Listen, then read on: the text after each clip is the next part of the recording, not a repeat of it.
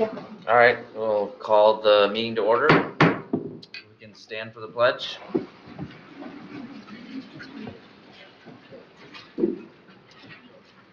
I pledge Allegiance to the flag of the United States of America and to the republic for which it stands, one nation under God, indivisible, with liberty and justice for all.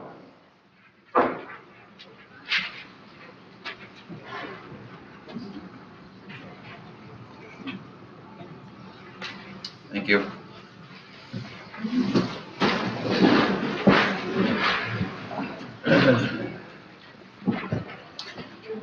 All right, we can go ahead with the roll call. Commissioner Robbins? Here. Commissioner Walter? Yeah. Commissioner Bunnick? Present. Commissioner Wessel? Here. Commissioner Campbell? Here. Commissioner Algier? Here. Chairman Yoder? Here. All present. Thank you. Next up, we have approval of the agenda. Any late additions or deletions? Move to approve the agenda as presented. Second. All right, motion made by Commissioner Wessel, supported by Commissioner Robbins. Any discussion? Are you still wanting to delete that? Are you still wanting? No, you have to make a motion to move it to the regular meeting. Oh, okay, gotcha, all right. All right, all in favor, any other discussion? Not, all in favor of the motion say aye. Aye. All opposed say nay. Motion carried. All right, next up we have communications. I only have a couple of items. One is on it was listed on your agenda. Last month, the board approved us moving forward with a mechanical engineering request for proposals and drafted one. We're going to be slowing that down as we got ready to start with that. We realized there was a lot of work that was done a number of years ago by Apollo Engineering, that a lot of the work we would be looking at about the heating system in this building may have already been accomplished. It's also a piece of work that's going to go beyond my time and my tenure with this body. So we were discussing internally that it may be best to hold off on this until the next administrator is on board, so that Mr. Dyer can have full understanding of what's being looked at. So I'm just letting you know that we're not going to be moving this as quickly as we thought. Although we have been assured by Gary that if something happens to the unit, he's going to make sure he can fix it, and he'll make sure it continues to work. But this is something we're going to have to look at more on a long-term basis than a short-term basis. The other item I want to bring up is we have changed our website. We've got a new website that's up. Please consider it as continuing to be a work in process, because not everything is there yet, and we're continuing to make adjustments to that. Anyone that has any in public that may have some recommendations or some ideas would be welcome to hear them, and we'll be glad to do that. It's like today, I just heard that how to find the agenda for today. It may be something that we may put on the very first of the website that we can make that work. So, like all websites, it usually takes patience to work it. And I have the least patience of take any websites you want. If I can't find it the first time, I give up and go talk to somebody, but that's me. So hang in there, we're working on it. So with that, I will get down, turn it back to you, sir. All right, any questions for the administrator? All right, if not, we'll move on to the sheriff office update. We got the sheriff and the under sheriff here, I guess.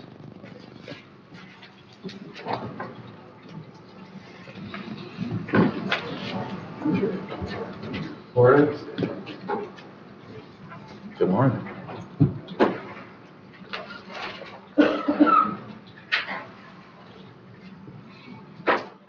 You all got a copy of the annual report a couple months early this year. We produced that a little quicker than normal, a little change in admin way to do that. So for my annual update, we're trying to keep things steady. The sheriff's office is difficult right now with the cost of living being so high in this area. We're having a hard time getting people to work here, especially people with experience in the law enforcement field. The apps we're getting tend to be from people who are in non-law enforcement or military fields, clerks and salespeople and mechanics, and they're just, I guess, reaching out, looking, seeing if there's something out there they might be interested in. So we're having difficulty filling spots, primarily due to our pay levels. We're losing a lot of people to the Michigan State Police, and we lost one couple Fridays ago to downstate Detroit metro area, basically for $15 more an hour. And so I'm not going to belabor that point. I think we all know it's very, very expensive to live here. Cost of living is very high in this area, and primarily in the housing sector. That's where it seems to be so much different than other areas, but it's creating a lot of difficulties for us for maintaining a professional staff. So, one of the questions I was asked to address by a board member was what's going on with immigration status. We are not immigration enforcement agency. The sheriff's office is not in charge of immigration. Those are federal laws. We cooperate with all federal, state, local, and tribal law enforcement agencies. Nothing has changed. There's been a couple articles in the recent Ticker and in the Enterprise that created, I think, quite a bit of question out there, and nothing has changed. I've been sheriff here, this is my 13th year. I was a conservation officer for 32 years, most of that time up here as regional sergeant. Nothing has changed enforcement status-wise here. When asked to back up other agencies, whether it's the state police, the DNR, the National Park Service, the tribe, ICE, FBI, ATF, Secret Service, we're constantly involved with working with other agencies, but nothing has changed in our profile. I've heard a lot of stories and speculations that, we're going to seek out this individual and that individual. The only people we are going to prosecute, or I should say go after, to catch that prosecute, would be people who are violent criminals or criminals. If you go through an intersection and you hit a car and you cause accident, we get there and you have no ID and no insurance, and we don't know who you are, you're going to get locked, we're going to ID you. If we can't ID you, we're going to call ICE. That nothing has changed. We did that last year, and it's happened over the years, over and over. So I don't know what a lot of the questions and controversy are over, but I assure you our business is not in enforcing immigration law. That is the job of the federal agencies that cover and govern those statutes. We primarily function with the MCLs and a lot of common law and statutory law that we're all used to, everything from fishing licenses to traffic to drug enforcement to everything else. I'll close that by saying on the 1st of October 2013, FBI greeted us at our door. No knowledge about what they had been doing in the past by any of us on our staff. In fact, we were in a staff meeting. It was opening day of BOC season. And they announced that someone was building bombs in Suttons Bay in a form of nerve gas commonly used in the Middle East. We waited 4 days because of infill and exfil and being able to get in and check and find out and support the FBI in those endeavors. And they took an individual in custody and a lot of materials. A couple manufactured bombs were set off at a local gravel pit in Tecumseh for 3 or 4 or 5 miles away, windows and doors, and everybody was kind of shocked. But they come and they do things like that. When they ask for our backup, we give it to them. In the case where immigration enforcement is going to be occurring, I know the primary focus nationally has been on hardcore criminals. I've not seen any enforcement in this county. I don't know what they're doing. They all call us and say, hey, we're going to do this today, or we're coming into your county. They basically do what they do, but if they call us for backup, and they say our agents have just been shot at, our agents just assaulted, this or that happened, we're going to back them up like every other law enforcement agency that I mentioned before. So it's kind of an issue. Obviously, a lot of people are here because of that. So we'll address that with my announcement here. And other than that, we're going to try to keep Leelanau. That's been our job. It was my job when I was a conservation officer, regional sergeant. Under Sheriff Kiesel's been here. Most of his career started down in the Manistee area, but he's been up here, done a wonderful job. Lieutenant Wright's in the back of the room, Lieutenant Roush in charge of road operations, corrections operations. We want to keep Leelanau. Our job is to keep this area a safe place in which to work, live, play, raise our families, and do what needs to be done. And traditionally, Leelanau has been a very safe and kind place, and we want to keep it that way. So that's kind of how I close this. We're obviously going to talk about wages at a later point, but that's what I have, and I'm more than happy to answer any of your questions. If you have any questions regarding our operational needs or what I brought up about the immigration enforcement. Anybody have any questions from the board here for the sheriff? I would like to thank the sheriff for addressing the question, and I only took issue with one thing you said, and that is that people that are concerned for the right reasons, I think. And I think we need to be careful that we don't assume that people that are asking the questions are critical of the operation. I think they're concerned about neighbors. Well, and I'm concerned about neighbors too. And I think you go anywhere in this community, in any demographic, age class, or income, I think you'll find, if you talk to someone who's honest, that they've been treated fairly and nicely and honestly and openly, at least during my tenure as sheriff and as conservation officer here for so many more years. I saw these other individuals do the same thing. We treat people with courtesy and respect. We don't look at this as a bias issue. We look at it as a crime issue. If you commit crimes, our job is to prevent you from committing a crime or to deal with you after you've created the crime. So I don't look at categories. I think there's a lot of times there's a poor communication. And poor communication sometimes comes from newspapers, articles, stickers, where a lot of tension is created when it shouldn't be. If I ask anybody who's upset now, what are you upset about? They're either going to honestly say, I don't know, or they say, well, what if? Well, we don't deal with what ifs. We deal with things that are honest. I'm a big advocate of a 5-year work permit rather than the 1 year.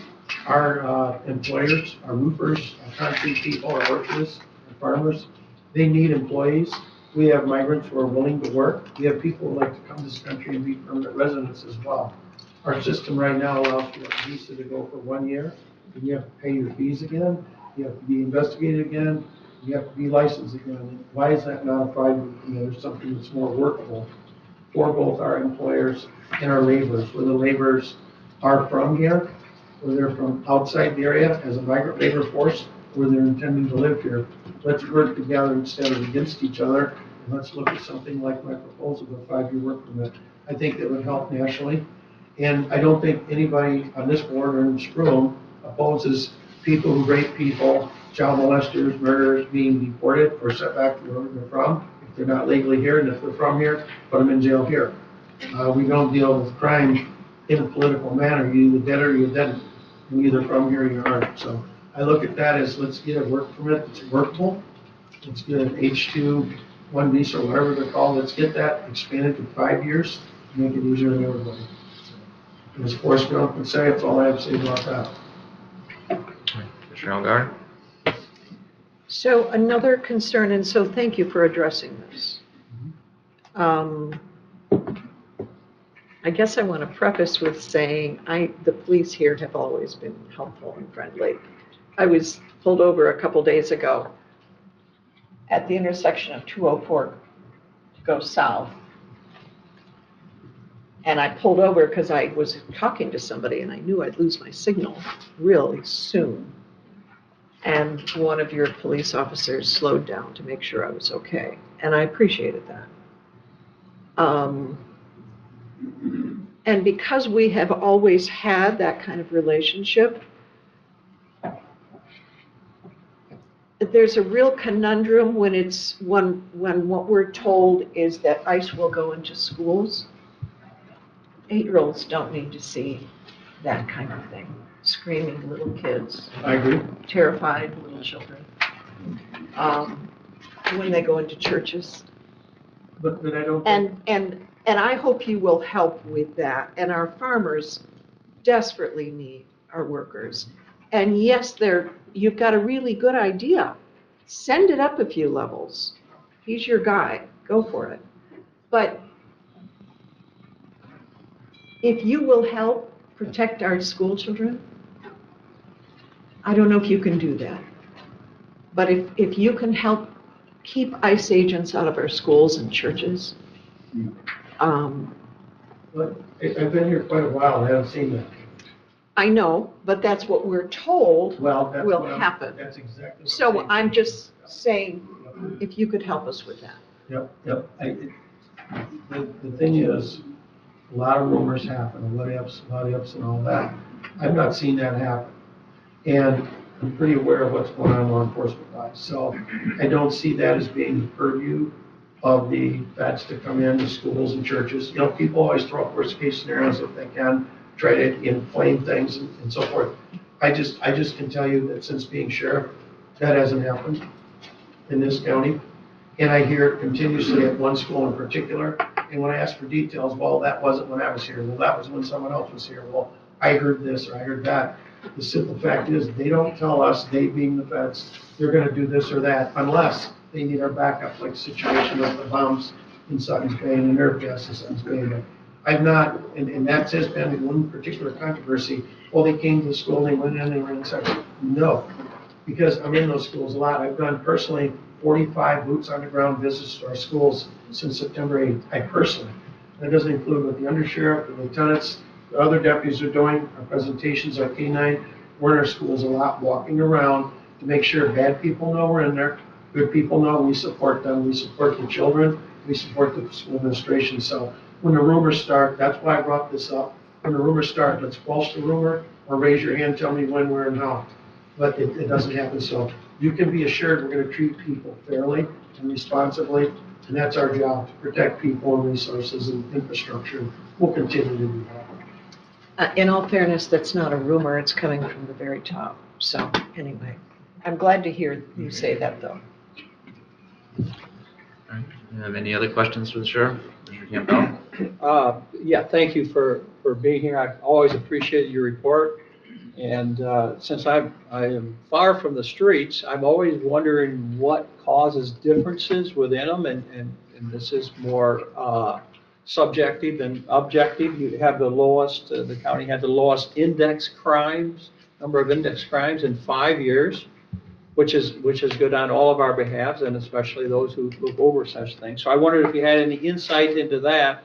And I'm going to have one more question just because of a lack of knowledge. You have number of calls at 8,111, which was up the most in 4 years, but your in-house systems records, I just don't see a correlation. So if you can just give me a definition of what those two are, I might be able to understand more of your work in the past year. Well, a lot of our work is mental health, unfortunately. A lot of our work is neighbors who can't get along. We've got a lot of people move here from out of the area. They tend not to get along with their neighbors. And honestly and openly, there's people butt heads over the smallest thing, whether it's a dog barking or where they park their sailboat or arguing over timber that was cut. And that tree gave us shade. Well, it's on his property. So yeah, but it gave us shade. Now the sun comes in the windows. We get involved in a lot of kind of nitpicky stuff in a lot of areas, and I'll probably tell you it's not a police call to hang up on it. We try to service people the best we can, but we do have a lot of mental health issues as well. We have closed state mental health facilities. We have a lot of issues. You know, a lot of people in our jail, vast majority are really good people, but they're in jail because they're either drunk or high. Mm-hmm. A lot of times they're drunk or high because they have mental health issues.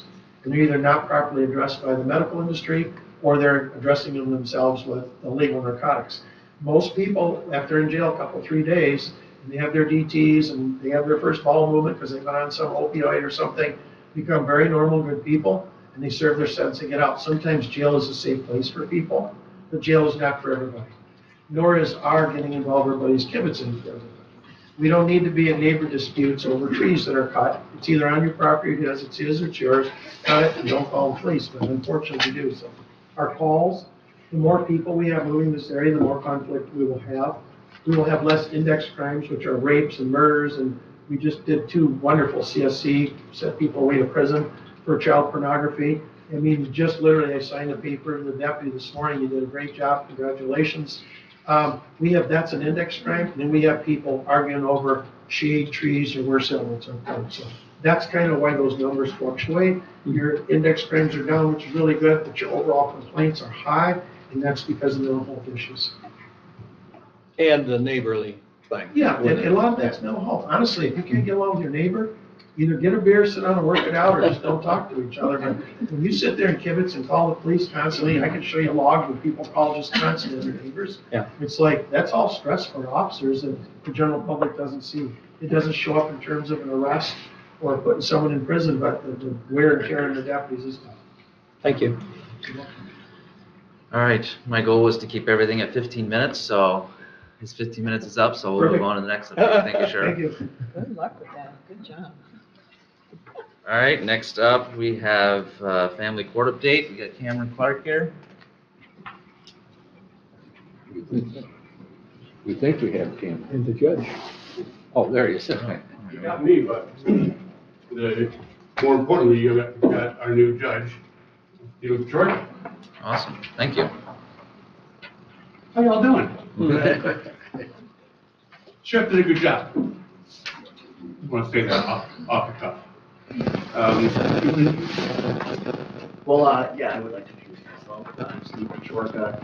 I am the new probate court judge. I replaced Judge Mikowski in January due to her having to retire based on state laws. And it's my pleasure to meet all of you today. It's been a very smooth transition onto the bench here in Leelanau County. And I credit Mr. Clark for that and his staff. They're all very professional. They've made it very easy for me as I come on board. So it's very nice to be here. Thank you. Welcome. You've got the short report that I've done in your packet. Are there questions about that or concerns that you have? If not, I've got a couple of things I would like to highlight. Yep, go ahead and do your highlighting, then if you got questions, we'll go from there. Thank you. One of the things I think that's important for the board to know, we got a lot of new members of the board. So I think it's important to understand the child care fund, which is the budget that pays for all the programs that, whether it's in the community or outside the community, it's the budget that pays for all the services that are provided by the family court to youth under our jurisdiction or at risk of being under our jurisdiction. And for forever, I mean, since I've been doing this back in the 90s, it was well before that too, the state of Michigan had a 50-50 relationship with counties. That is, for every dollar that the county spent, the state would reimburse the county 50 cents. Well, a year ago, that all changed, and for the better in terms of counties. So now we get, it's a 75-25 split now. So for every dollar we spend, they'll reimburse us 75 cents. And on top of that, we also get another 10% for administrative costs. So it's really 85% of every dollar that we're spending for any sort of community-based programming for kids. So, for example, if the judge had 10 employees, you'd be paying for 1.5 of those. The other 85% is covered by the state now. So I think that is not just significant, it's profound. It's something that we've been working on for years and years and years, and it finally came to fruition after a lot of attempts. Our child care fund budget now, a lot of the people that work for the judge, I won't say they're free, but they're almost free to the county. And that includes myself. So I wanted to highlight that. Question on that, if I may. But that's only for qualified costs. So there are some operations in your office that it's not appropriate to use child care funds for. Right, oh, for sure. We still have a general fund budget. Right. But the general fund now isn't paying for staff and benefits like it used to. Now, because those are all in the child care fund now. So now the general fund has shrank to a nominal amount of money, and which of course saves the county money, a lot of money. I mean, hundreds of thousands of dollars a year are now being saved because of this.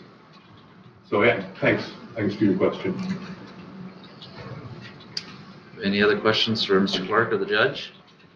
And Bill? Yes. There's a section in there about youth detention facilities, and that had been before past boards. Do we have any use right now in Leelanau County who are in a detention facility? We typically have young people in our county from time to time who need that safe spot. Mm-hmm. Whether it's short-term detention, which is something less than 30 days, or in some cases, treatment, longer-term treatment for whatever their trauma that they've experienced.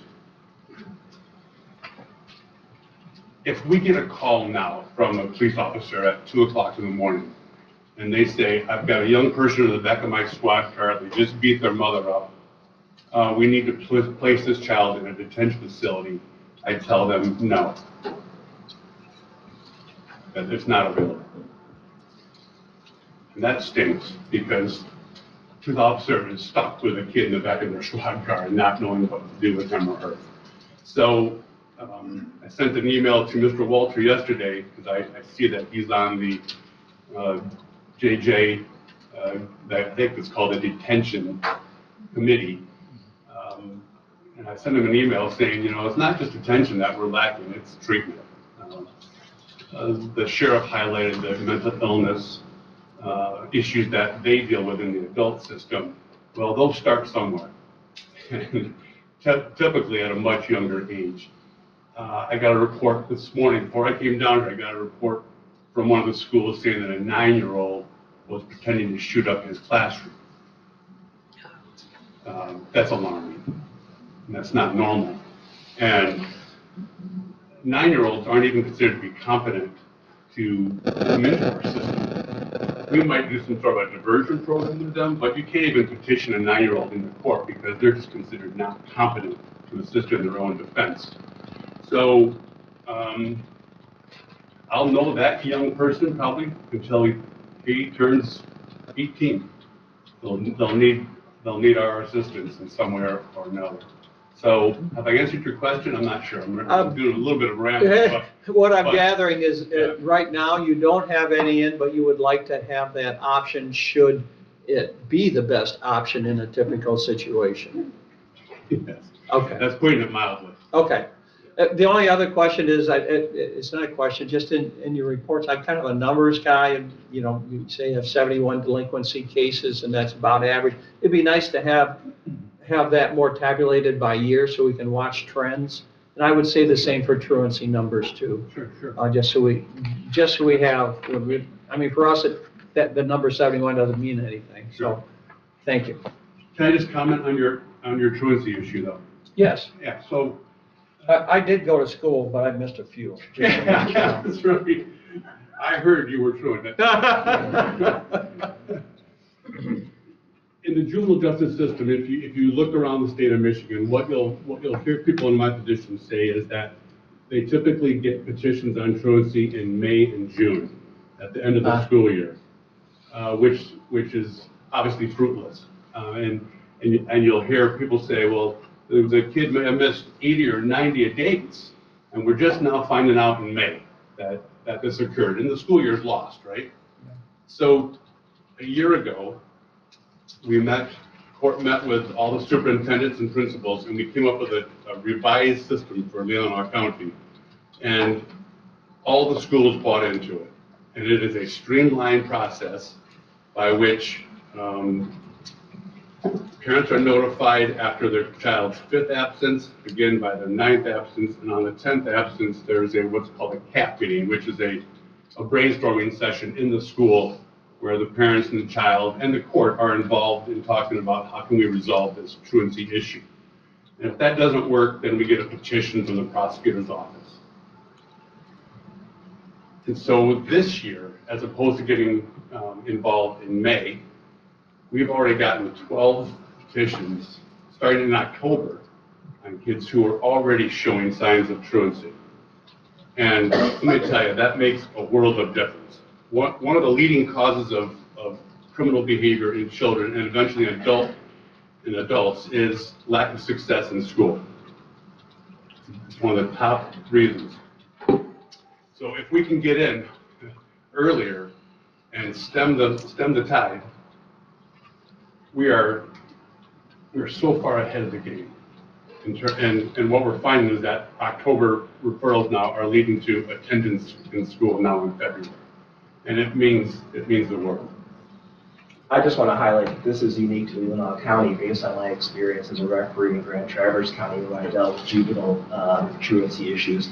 I'm frankly shocked at the number of truancy petitions I've seen filed, and that's so crucial to, making parents accountable as well as the students. And as soon as they come into our system, we have, top flight juvenile probation officers that can put eyes on and start to work with these youths to get them, find out why they're not going to school. I mean, the system that's in place is very impressive, that's all I have to say.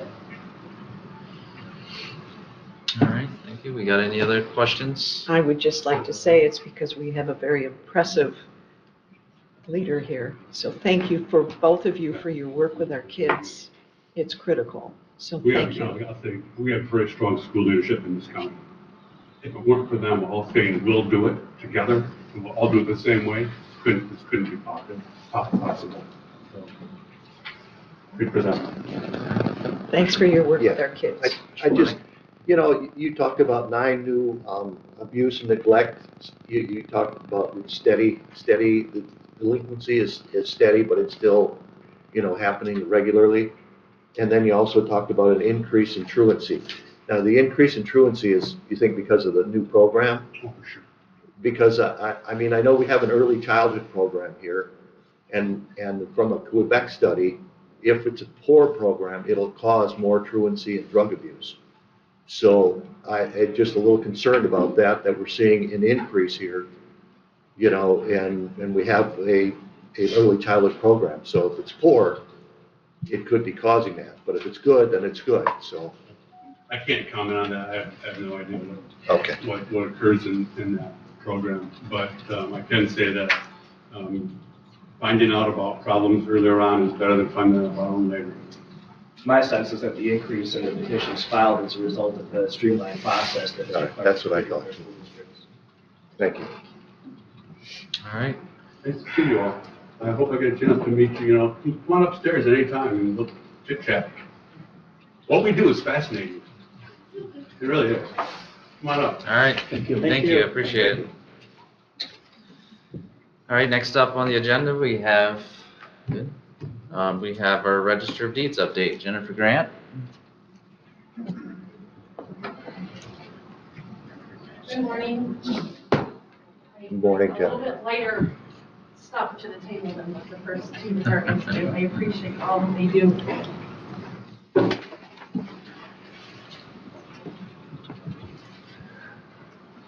I'm going to just kind of, you guys have all the information, I'm just going to kind of highlight some stuff, if that works okay. That would be wonderful. If you want to go to the next slide. Someone's, So, just a little quick background about me, born and raised here. Married to my husband for 31 years, raised their 4 children here, recently became a grandparent, so that's exciting. And I've been in the office since 2010. I was in title before that, and I'm in my 2nd term as registrar, and I'm happy to be here. Next slide. This is our current team. Rachel, she's been here 12 years, Wanda 8 years, and Laura, you might recognize her, she used to be in planning. She left for a little while, was in the title world, and we got her back here in April when we had a retirement. So, a lot of knowledge in our office for these. Next slide. Our office deals with anything that has to pertain to real estate transactions and power of attorney, surveys, deeds, mortgages, and each one of them has their own special reporting requirements. So we have to be very familiar with all of that. We work closely with the attorneys, real estate agents, lenders, title agencies. We work with tax. We do all of our documents are.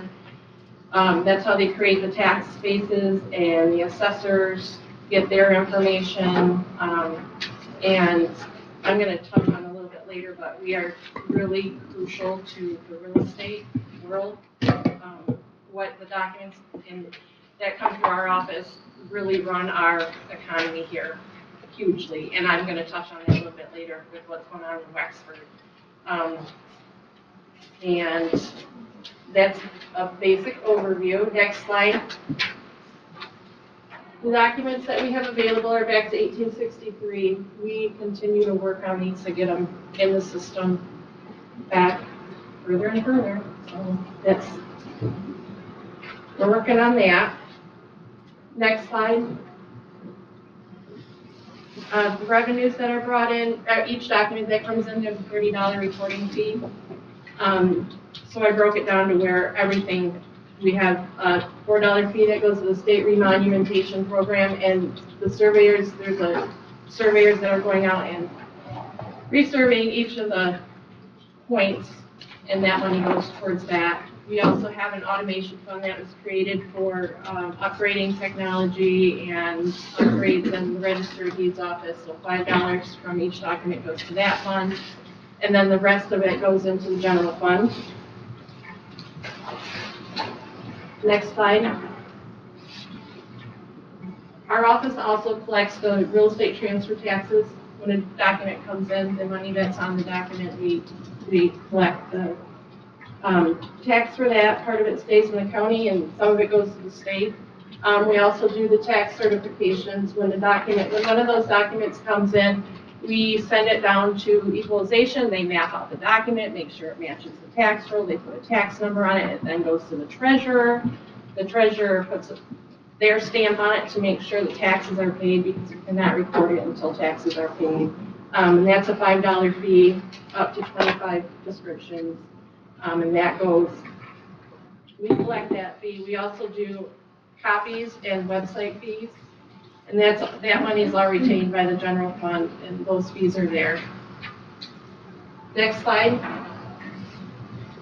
Our office also does passports. We accept the new passports. We have to make sure that all the information, we collect that and send it to the U.S. Department of State. We have to go through training every year. Every 2 years, the agency comes in and checks to make sure we're doing what we're doing correctly, which we always do. And we're up for an oversight this year, so they should be in.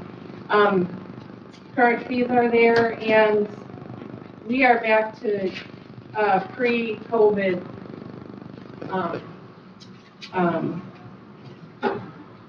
processing times. So we're not waiting months like we were during COVID. And we've done a lot of passports this year. We did 348 passports in 24, and that's the most that we've done since we've started doing them. Jen can attest to that. They do the pictures. So, Glamour shots. yeah, there's been a lot. Next slide. Projects that were done last year that were completed were the rebuilding of those books. And we got the deeds back to 1964. They're indexed and up online for everybody to see. We completed the scanning project for the miscellaneous books and the grantor grantee index, which will then allow us to start our projects for this year. Next week, they're going to be updating our system, starting to update our system, so we get that grantor grantee module in. And we have a book that went to Texas just last month that's going to be rebuilt. And so we always have projects that need to be done besides our daily getting stuff done. Next slide. The next slide, I just wanted to throw this in there because I was in Dallas last month visiting family, and one thing that the Register of Deeds have never done is let their books out of the office. So it was really, really hard to let any books go. And so while I was in Dallas, the book, it was actually picked up and delivered to the site that is going to be rebuilding it. So I went on a little field trip, and I got to see what they're going to do, and it was really cool. Like they showed the process, like the books, the pages are kind of acidic, so they have to neutralize those pages and how they do it.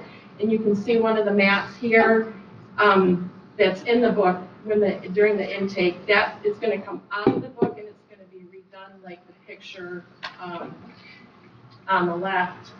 They're going to take all the tape off of it and rebuild it, and then it's going to hang in our plat plat cabinet with all the other maps. But that's a project I'm really excited about. But I was really nervous about letting the book go, but I feel better seeing where it's at and how it's handled, and our book's going to be good. I can't wait to get it back. Next slide. This is just a reminder that we have the fraud notify program through our software, no extra cost.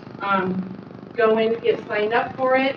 You'll sign up for the names. It doesn't matter how many properties you have. You put your names in, and if something comes through our office with your name on it, it will send you an alert email, and you can say, oh, I know about this, or nope, I don't know about this, and then take the appropriate channels to take the appropriate channels that you need to next. The big goal I've had since I took office was to get people signed up for this. And in 2 years, we're up 584%. So that was pretty exciting, but please still share the word. Get people signed up. Next. This is legislation that went through last year that helps all of our landowners here in Leelanau. The first one, which we like to call the MV Realty Bill, there were agreements been put on some property owners, not here in Leelanau, but within the state, that clouded their title with like a 40-year agreement, and people couldn't get out of it. So the state created this legislation that there needs to be some limitations on those agreements, that they can get out, they can have buyouts. And then the House bills that passed in November make it a felony to knowingly place a fraudulent conveyance in the office, and it is prosecutable. And then one thing I did want to know is I've still gotten reports of the false real estate listings. So if you see a sign up, check with your neighbors, ask them if their property is for sale, use local realtors. We're the last line of any of the paperwork, so we haven't seen any, but we don't want to. So if we can work together to keep that safe. Next slide, please. This is the one I really wanted to kind of hone in on, because I'm sure you guys are all aware of what's going on in Wexford County. Their real estate market is really crippled right now because their registered deeds records are down. They've been down since November. And so they thought they had the backups in place, which they didn't. But so I've been diligent to make sure that we are safe, and we are. What we do is we have our digital media in our office. That digital media, our server gets backed up every 12 hours in-house. And then it gets the local backup goes into the Microsoft Cloud. Then every morning we upload our images that we recorded the day before. We upload them to our hosting center offsite that people can search online. We don't return any of our documents till we verify that those documents have been uploaded every morning. And then every evening, that hosted site, we have disaster recovery software, which Wexford County did not. But we have disaster recovery, and nightly, our hosted center sends it to their major host center in Ashburn, Virginia. So we have backups everywhere. And then one other thing that we do, and I will continue to keep doing, is after every 5,000 pages of digital media, we upload it to Graphic Sciences, and they still make the microfilm tapes for us.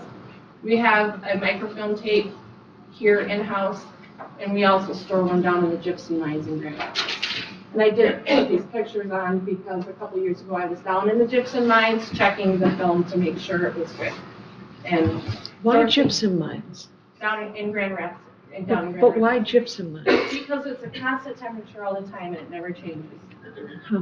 So you don't have to worry about corrosion and mold, and it's at like 55 degrees, I think it is.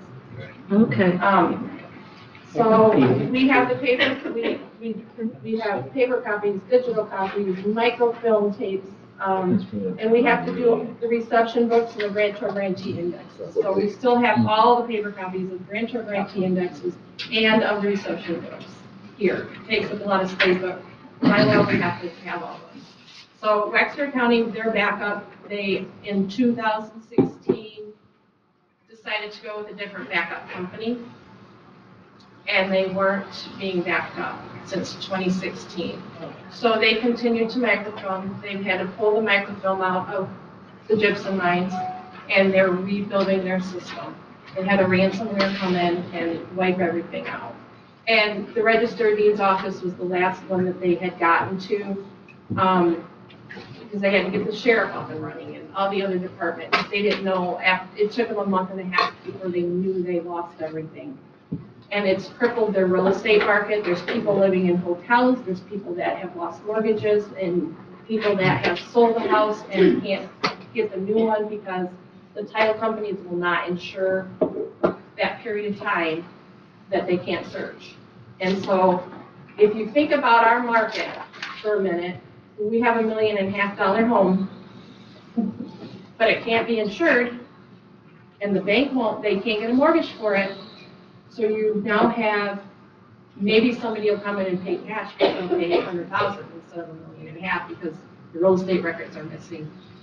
And somebody could come in and say, hey, no, I own this, and then they can't insure it. So right now, they're at a standstill, and it's crippling them. So I just wanted to hold in on, we're good, we're safe. I'm going to continue to microfilm. I know a couple years ago, or a few years back, when we went to the new system, I think it was brought up, someone had brought up, well, do we still need a microfilm? Yep. Well, I'm on watch for microfilming. So, next slide, please. And that's it. Any questions? You did such a great, that's good. I understand a heck of a lot more. When you hired Laura, did you have quite a few applications for it? Not a lot. Not a lot, No. okay. And, you know, you have to be able to understand the real estate Sure. markets and the fees and that kind of stuff. And Rachel comes from banking, Wanda comes from title, I come from title, Laura, she was in planning, and then she was from title, so there's a lot of, we understand what's happening, so. My only other question is, we had a new union contract, as you know, that went through. I think that residents would benefit from having this building opened a little bit longer. How is it, could you see possibility of being open 8 to 5 as opposed to 9 to 5? You know, I guess that's a decision for you guys, but I think that the public knows we're open 9 to 5, Mhm. and they know that's when they need to be here. We have walk-ins, but a lot of our stuff is UPS, FedEx, mail. I don't necessarily know that you would need to, but that's the I wasn't decision speaking for to you. the need, but just within your, I don't know if you have a morning person that would rather work 8 to 4 than 9 to 5. And I just wondered how much of a burden that would be upon your office. I think the 9 to 5 works for us. Okay, thank you. Thank you. All right, thank you. You got up to the 15 minutes. I appreciate your update, and Thank you. it's a great update. And you guys, you're all the time welcome. If you have any questions, hop in. Thank you, you. guys. The old plat books are fascinating. It's all fascinating. I love it. All right, next up, we are to public comment. I suggest that everybody stay at 3 minutes, and if you do speak to clarify what agenda item you're speaking to, so, yes. Good morning, Commissioners. Can you hear me? I'm speaking to the sheriff. You are? I'm sorry, Dana Getzinger, Elmwood Township. I believe you're my commissioner. Yes. We've heard a comment invoking faith and the idea of being Christian in this room as the right way to live. As someone who shares in the values of compassion, justice, and love that are core to many faith traditions, I ask that we consider this. Christians at their best would not stand idly by while their neighbors, friends, and families are forcibly separated and deported. True compassion compels us to stand with those who are most vulnerable, whether we are guided by our faith, our moral convictions, or simply our shared humanity. We cannot justify policies or actions that inflict harm on our neighbors. Deportation divides families and creates fears in communities. I ask that you as leaders consider the dignity of every person in this county and act in a way that reflects kindness, justice, and mercy. I have a story that hopefully illustrates my thoughts. I'm a retired teacher. One year in first grade, there was a very troubled student who threw desks and chairs and his emotions got the better of him. The student was expelled. We thought that the rest of the students in the class would feel relieved and safe in the classroom. Much to our surprise, that action actually made them more fearful. They wondered what had happened to their friend. Where was he? Who was taking care of him? They were still fearful that the school would also expel them if they did the wrong thing.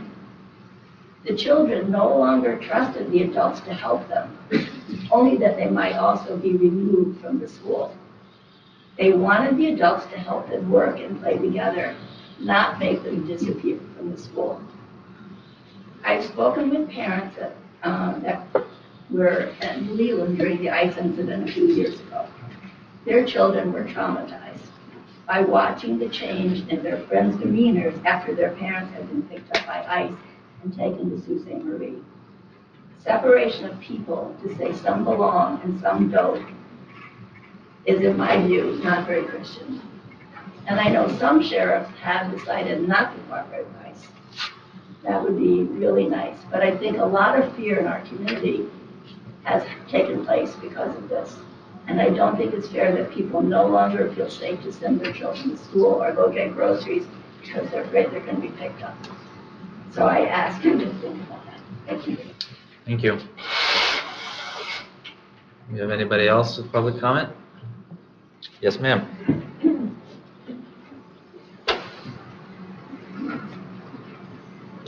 Good morning. I'm Bronwyn Jones, Maple City. I worked at NMC. I worked intimately with curriculum and students who were in our police academy. Indeed, 27 and a half years ago, I probably owe my life to the professionalism and alacrity of Deputies Lamb and Banky, who were working under Sheriff Altersdorf. That is not the issue. What is the issue today, and why we want to hold our sheriff to the good words that he has spoken? Fear is being weaponized, and good people who pay taxes, who work hard, excuse me, who contribute to our community are being demonized. And to pretend otherwise is to gaslight way too many smart, intelligent, and committed people. And so it is our goal, and we ask you as our leaders to push back against the weaponization of fear, hate, and demonization of good people who run our small businesses, who work in our farms and pick our food, and that we not give in to a very real fear campaign and hate campaign that is sweeping this country. Thank you for your time. Thank you. Do you have any other public comment? Yes, ma'am.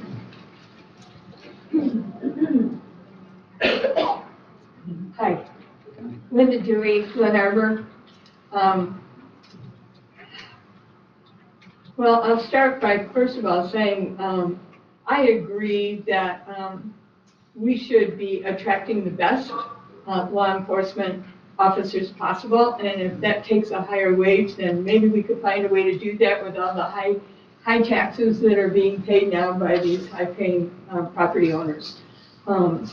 I certainly would like to know that we have the best law enforcement officers possible here. So that's one point. The other point I'll make is that my father flew over Germany in World War II. He was a bomber pilot on the Kassel mission, named for Kassel, Germany, K-A-S-S-E-L. And it was the worst loss in bombing history. Some of the men who went down landed safely and were murdered by civilians who had been told, is that something that we need? No, I forgot to turn my phone on. I'm sorry. It happens to the best of us, I guess. The people on the ground were told by Herman Goering, his messaging was that the airmen, American airmen, were recruited from prisons and were murderers and rapists. That was murderers and rapists, his exact words in the messaging. This is if you look in the books about World War II, you'll see that. And it feels so much like what's happening right now with immigrants being labeled, branded, herded like cattle, as if they were all immigrants who are murderers and rapists. Where in effect, I believe the ones who are here, just about all of them, have gone through some sort of vetting process to find out whether they have criminal records, where they came from. So this grouping of a large group and hauling them off to possibly concentration camps, and the sheriff says, rightfully, it's not here yet. It hasn't happened here yet, but we know what's happened in the country in the last couple of weeks, and we can feel that it's coming. And my question is, are we prepared? And what can we as a county, what can you as commissioners do to help alleviate this situation?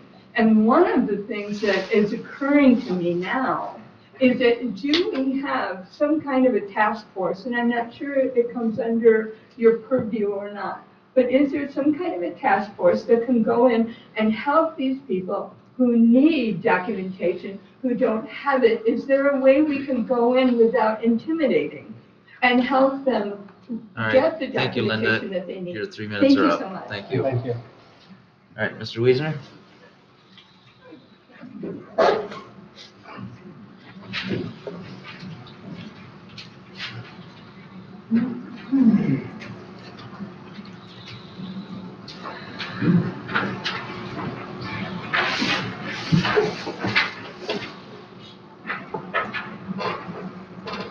Joe Wiesner, Elmwood Township. What bothers me when I hear this talk now, where has everybody been for the last 4 years? Where has everybody been with eyes closed to the border? What country in the world just lets everyone come in and there's no checking, nothing? What's happening in Europe, where in Ireland in one place, there's this one girl, Irish girl, in one of the cities, she cries when she comes home. She's the only Irish girl in the whole class. And when the teachers aren't teaching, then everybody speaks this foreign language to her, you know. So why didn't we worry about this 4 years ago? How about the outrage of that open border for the last 4 years? Anybody just can come across and no problems. That's not right. So I'm just saying, this problem started long before 4 years ago. And it's an attempt to take over our country through Marxism and just overwhelm it, get people from all nations where there's not one unique, society. We get people in, they don't want to mix in. Now some do, some work hard. But where was everybody over all these years when with the open border, just blind eyes, oh, it's not happening? That's where the problem started. Thank you, Bill. Thank you. Any other public comment? Yeah. Yes, sir.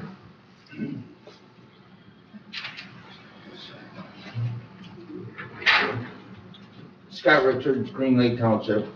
Good morning. Last time I talked to you, I thought you might want to learn Psalms 119 of verse 11. I've hidden your word. Just speak up, so. I've hidden your word in my heart that I might not sin against you. You guys have a whole lot of responsibility, and we're all going to answer for what we do, our actions, our words, everything. We're a gift from God. I'd like to talk about our sheriff. He's a good guy. He needs money. I wish we had somebody in the state like Elon Musk, cut up all the fraud and waste in the state so he could get a raise to pay his deputies for the good work they do. The other thing is family court. That guy, I don't know him. That was a great presentation. I would like him to be recommended. Maybe he could go to the churches around here, the pastors, the priests, ask them if they have good laymen or laywomen, so he could get counseling for these parents and the students and free time. I think it should be recorded, whatever's on through the counseling. But that, if you could get some good family people to talk to the kids for their truancy and the parents at the same time. I'm sure a lot of these kids come from broken homes. And that's how the devil attacks people, breaks their home. Then the next generation usually grows up in a broken home because they don't hide the word of God in their heart. And people in this room would really learn to how to love their neighbors as they love themselves. You wouldn't get an awful lot of these phone calls. Thank you. Yes, ma'am? Hi, my name's Mary Ann Barnes. I live in Glen Arbor. And first, I'd like to respond. Where were we the last 4 years? We've been working in our churches, and we've been helping those people who Here, come. ma'am, you gotta address the commission here. Thank you. We've been helping those people who come from other countries that are persecuted, helping them get clothes and food and learn the language and come to this country to have a better life. I did write something up, and I appreciate what the sheriff said, but I was disturbed to read in last week's Leelanau Enterprise that Sheriff Borkovich stated that he plans to aid federal ICE agents if they choose to conduct raids in our local schools. Having worked in preschool in my former life, I know the trauma this would mean to many children and staff. I don't believe as a taxpayer that this is good use of the sheriff's time and my money and helping to keep me safe in Leelanau County. The problem is that with the executive order going into churches and schools, as Glenn said, and having our sheriff saying that he will aid to do that now, I have a problem with that. The problem that it would cause to children would just be detrimental. Thank you. Thank you. Yes, ma'am?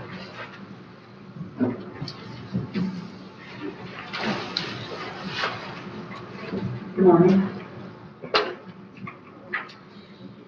My name is Carrie Eder, Empire Township. I am here speaking on behalf of myself and my husband.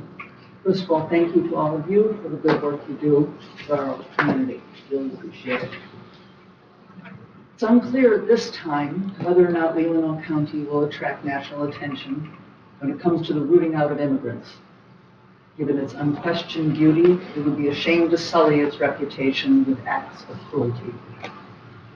We are not suggesting that anyone in local law enforcement would knowingly cause harm to others, but we're concerned about a potential failure to act with all due diligence before taking act in support of national law enforcement agencies. We live in a divided society, so we must act with care. We cannot allow ourselves to think one side is always right or that they are acting with good intentions. We need only to recall the zero tolerance policy of 2018 when immigrant children were separated from their families, when cruelty was the goal.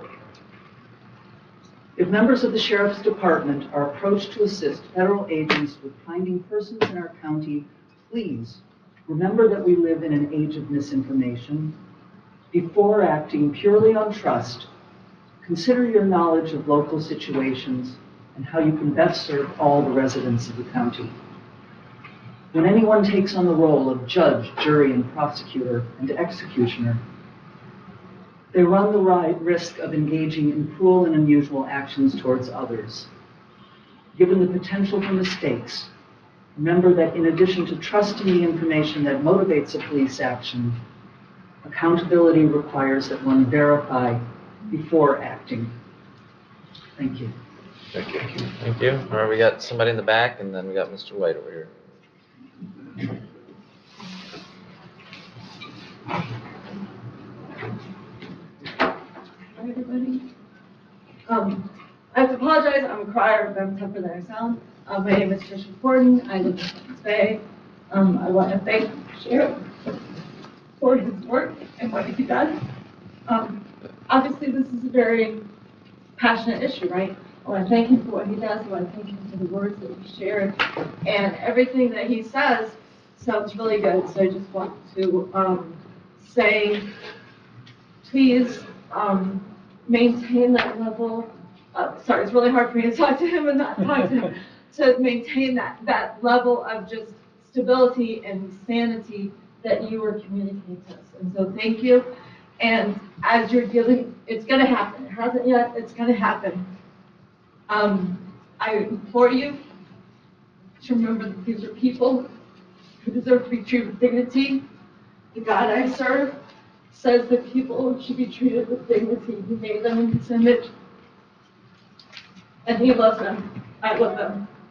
So please, please, please remember that they are people. They might have committed a crime, but they are people.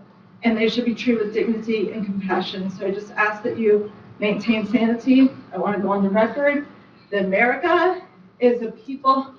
By definition, America is a people of many nations. America is a land of diversity. That's part of what makes America uniquely America. And we just need to remember that isolated incidences don't make the whole thing. So I'm just a girl that wants to live in a county where everybody, gets along with their neighbors and loves each other. And so I just want to say thank you to the sheriff, but I implore you just to remember the dignity of people, and that I don't envy you the work that you're doing. You did not write the laws that you've been tasked with enforcing.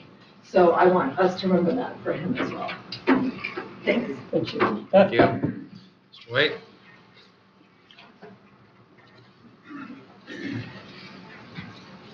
Good morning, members of the board. My name is Jim White from Sutton Bay. I'm a Christian and a Republican, so keep that in mind when you hear my comments.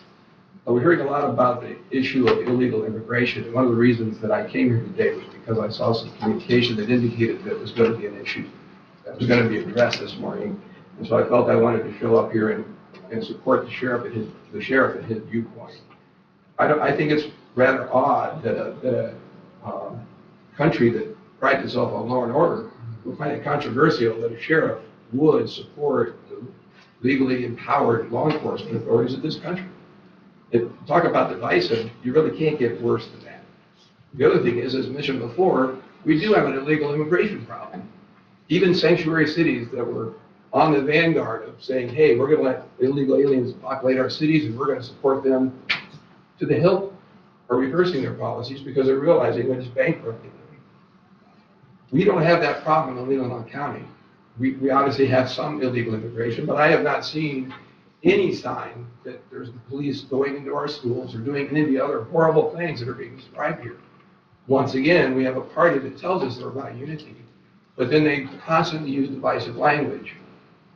Our chief executive officer, the President of the United States, is being called a Nazi, Hitler, tyrant, looking for dictatorship. That's not the way to engender a civilized discussion between us. And I'll say this, the sheriff, I have no issue with anything that he said. And frankly, if any federal agency comes into this county and is looking to enforce a duly appointed enforcement order and carry out protecting the laws of our country, I think it's anti-American and un-American to oppose that. And for the sheriff to stand aside and say, I'm not going to help those individuals, and if some of those officers ended up getting killed or injured in the enforcement of that issue, I would feel like our sheriff is derelict, and obviously he's not going to do that. So I applaud the sheriff, and I would hope that the people of this county would line up behind the idea that we need to support the laws of this country whenever it's possible and whenever it makes sense. Having said that, I don't believe there's ever going to be a sheriff showing up to arrest an 8-year-old in our county. And if that ever happens, I'll be the first one to stand up and say that was wrong. On another subject, just briefly, I understand there's going to be an appointment to a land bank, and I would like to express my support for Melinda Lautner for that position. Thank you. Thank you. Yes, ma'am. In the back. Renee Weiler, Leelanau. He was just talking about the land bank, and I'm concerned because I applied for the land bank a while back, and my application was never considered. And now, after that, I believe there's an attorney who was put on that position, so that's not acceptable. But I'm not going to get into that because I am dealing with deed fraud. And I don't know what you know about this. And I'm going to give this to you so you can make it public. Bernie Youngblood, had 13,000 deed fraud inquiries. So I decided I was going to help him by filing a bond claim against Governor Whitmer for failure to protect and secure our deeds. She is bound by the Northwest Ordinance of 1787 to protect her deeds. And for the last 4 years, or actually for the last 20 years, our deeds have been destroyed. I'm being helped by Fulton County, Georgia, Cassandra Kirk, Chief Judge Cassandra Kirk. They have an Asian who's coming here as an immigrant, I suppose, and is stealing people's $1 million properties. It's on the news down there, but you're not going to hear it here. We have Orange County, California, where my fellow whistleblower, who is a title curator, her home was stolen. She was targeted by a Ukrainian thug by the name of Mikhail Kuchek. So we have also criminals, a person by the name of Patrick Joseph Soria, who was convicted by the U.S. DOJ of creating a fabricated trustee who goes in and assigns all these properties to himself. He is in our land records. There are 24 parcels. I've given them to the FHFA. They've come back with a FOIA request, and I will be sharing that Tuesday night. It's 7, is that when the meeting is? 6:30. 6:30? Yeah. Okay, I will be there for that. So what we're gonna have to do is make sure with the new law, we have to make sure that the sheriff, the constitutional sheriff, has funds to uphold our law.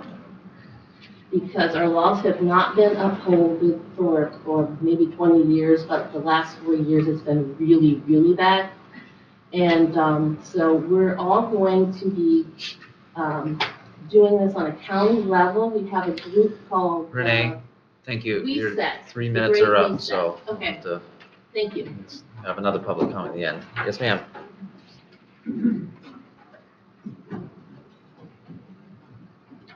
Okay, to the commission, thank you. I'm Katie Dunn, and I'm from Glen Arbor.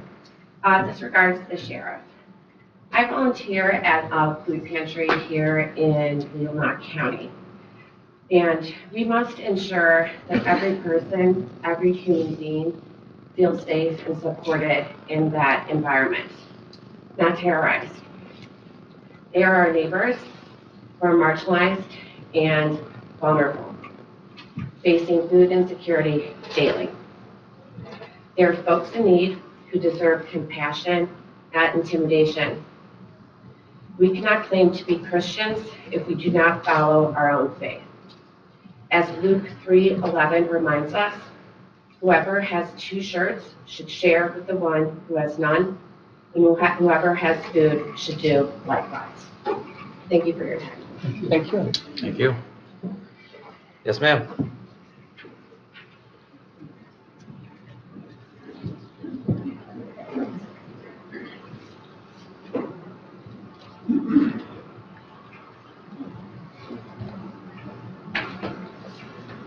Morning, Commissioners. My name is Jillian Avis from Bingham Township.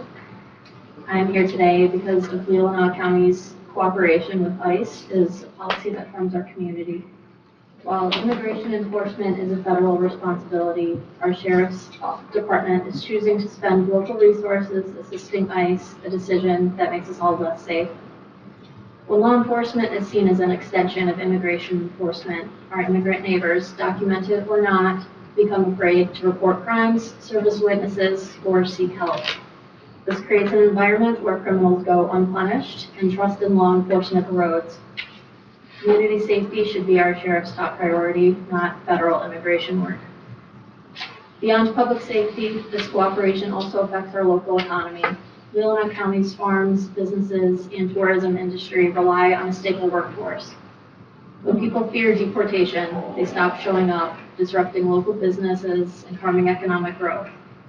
The sheriff is not required by law to assist ICE, and many counties across the country have chosen to prioritize their own local needs instead. I urge this board to take a stand, advocate for policies that protect our local economy and public safety by encouraging the sheriff to stop using county resources for federal immigration enforcement. Thank you. Thank you. Thank you. Do you have any other public comment? Yes, ma'am. I'm Jeannie Wolf. I'm a Leelanau County Santa Fe delegate. And I listened to the sheriff like we all did.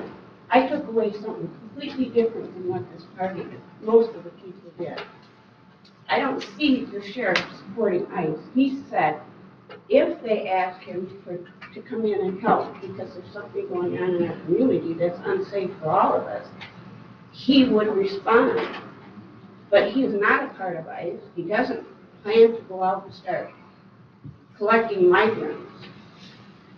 So I think we need to just stop and listen a little bit further to some of the comments that are being said here. I truly, really, I know the sheriff, and I really respect him for what he does. And he puts his life in danger for us. So we need to stop and listen to him. We really do. Thank you. Keith?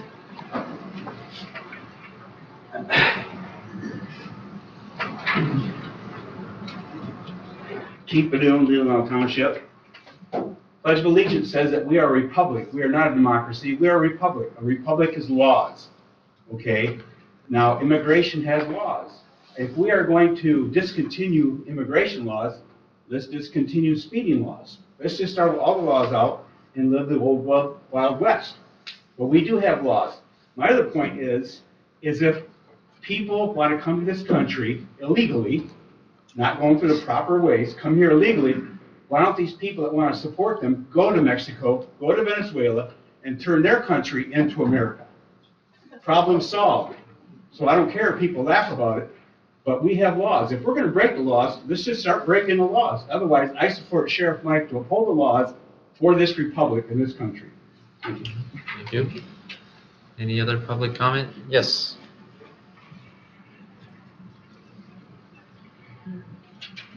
My name is Kathy Dawkins. I'm from Leland Township. I'm going to stand for a few minutes. I'm going to tell you a story. 1996, July of 1996, my family and I moved back to Michigan from Alaska. We settled in a farmhouse up by Gillspier, Novotny, that area, 22. During that initial time period that we were there, my daughter found Scott Cousie's dog. Now, some of you may not know who Scott was. He had a large horse ranch called North Fork up there. And one of my daughters was a big horse person. Please let me know when I get close. Anyway, we got involved with Scott Cousie. He allowed my daughter and our family access to his property. During the spring of, we believe it was 97, now this is approximately 27 years ago, my husband, who was 5'6", and our two daughters, who were 9 and 14. So you've got Scotty, my husband, and my two daughters are on Scott Cousie's land listening to frogs. It's at early evening. And all of a sudden, a DNR truck pulls up, And a taller gentleman gets out of there, conservation, I talked to both my daughters this morning to recall their remembrance of it. And with his hand on his gun, now I'm a former police officer. If you are going to just talk to somebody, would never have put my hand on my gun. He walks up to him with his hand on his gun, and he wants to know why they are there. They tell him that they're friends of Scott Cousie's, it's private land, they have permission to be there. He continued on with this is wetlands, they don't belong there. No complaint had been made. He had a conversation with my husband to where my daughters were concerned. He was confrontational with them. He was impassioned with my husband to where when they came home after that, all three of them were upset. And we're talking almost 27 years ago. This person is now our Sheriff Mike Torkovich. Somebody else mentioned words and behavior.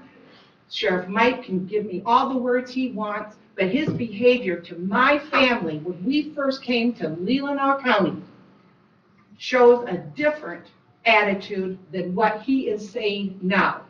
My husband immigrated back in 1952, actually the year I was born. That was a big joke with us.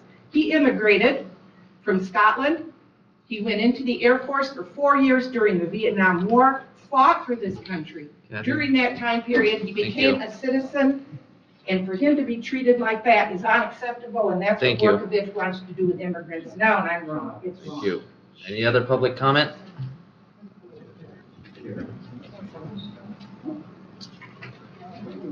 We got one gentleman here, yes, or, go ahead, yep. Good morning, everyone. My name is Bob Kuminski. I live in Casson Township. I built the pottery school in the old red schoolhouse in Maple City years ago with the help of John Rockwood. I was homeless at 25, living in Florida. He put me to work on his yacht in Florida and then found out I was a ceramic fine artist and brought me up here and built me my home and the pottery school in Maple City. And then I got called by the Lord. I found out that I'm a descendant of Aaron, a priest of Israel. Kohinsky, my last name, means priest. I stand here today because I agree with Donald Trump in that the illegals have to leave the country. When you break the law, you're a criminal. I've been held to the law at different times in this county by the police when I drove the car without insurance. They actually staked me out and arrested me, and I had to pay the fines and make restitution to the county for breaking the law.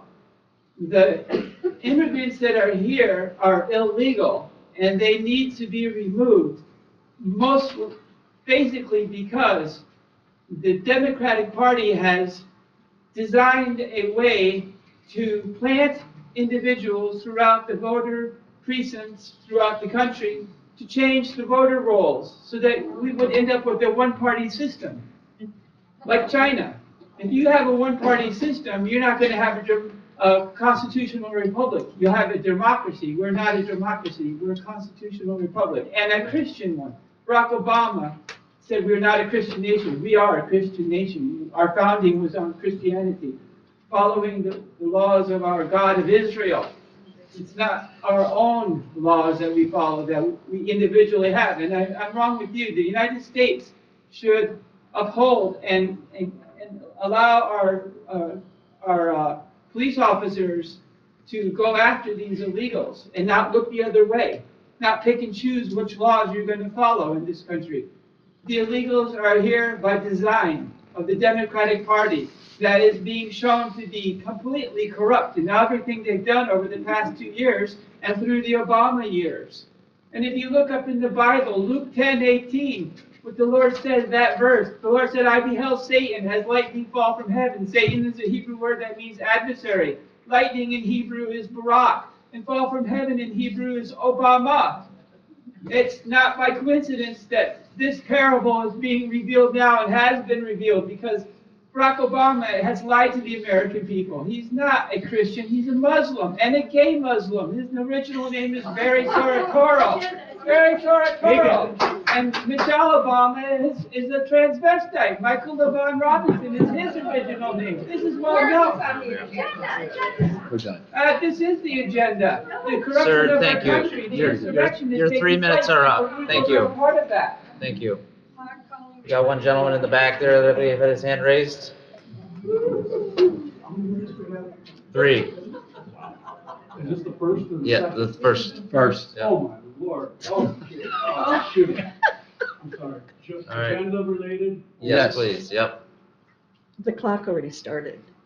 No, it hasn't No, I'm started. not worried, Glenn. I'm not worried. I Okay. mean, All right, thank you. All right, thank you. Do we have any other public comment? Yes, ma'am, in the back there.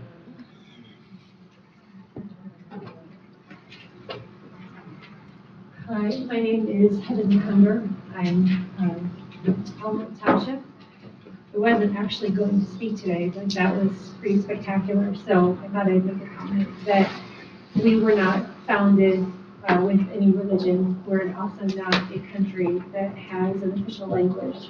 So one question I have for the sheriff is, do you speak Spanish? If you pull someone over, as you said in your example, and they don't have documentation, are you fluent in Spanish? And can you ask them and understand what they're saying to you about their own paperwork or what they might need to go home and get in order to show you that they have the right to be here?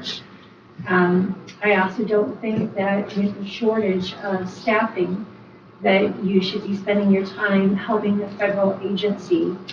If we don't have enough folks in your department, I think you should focus on your local efforts to protect and serve rather than to work with ICE and their agenda. And I really do not hope that we are going to follow the executive order from the president that now does allow agencies to go into churches and schools. My final comment is, how are the documents being vetted from ICE? And also, I have read news reports of folks from the Indian and Native American communities being swept up into these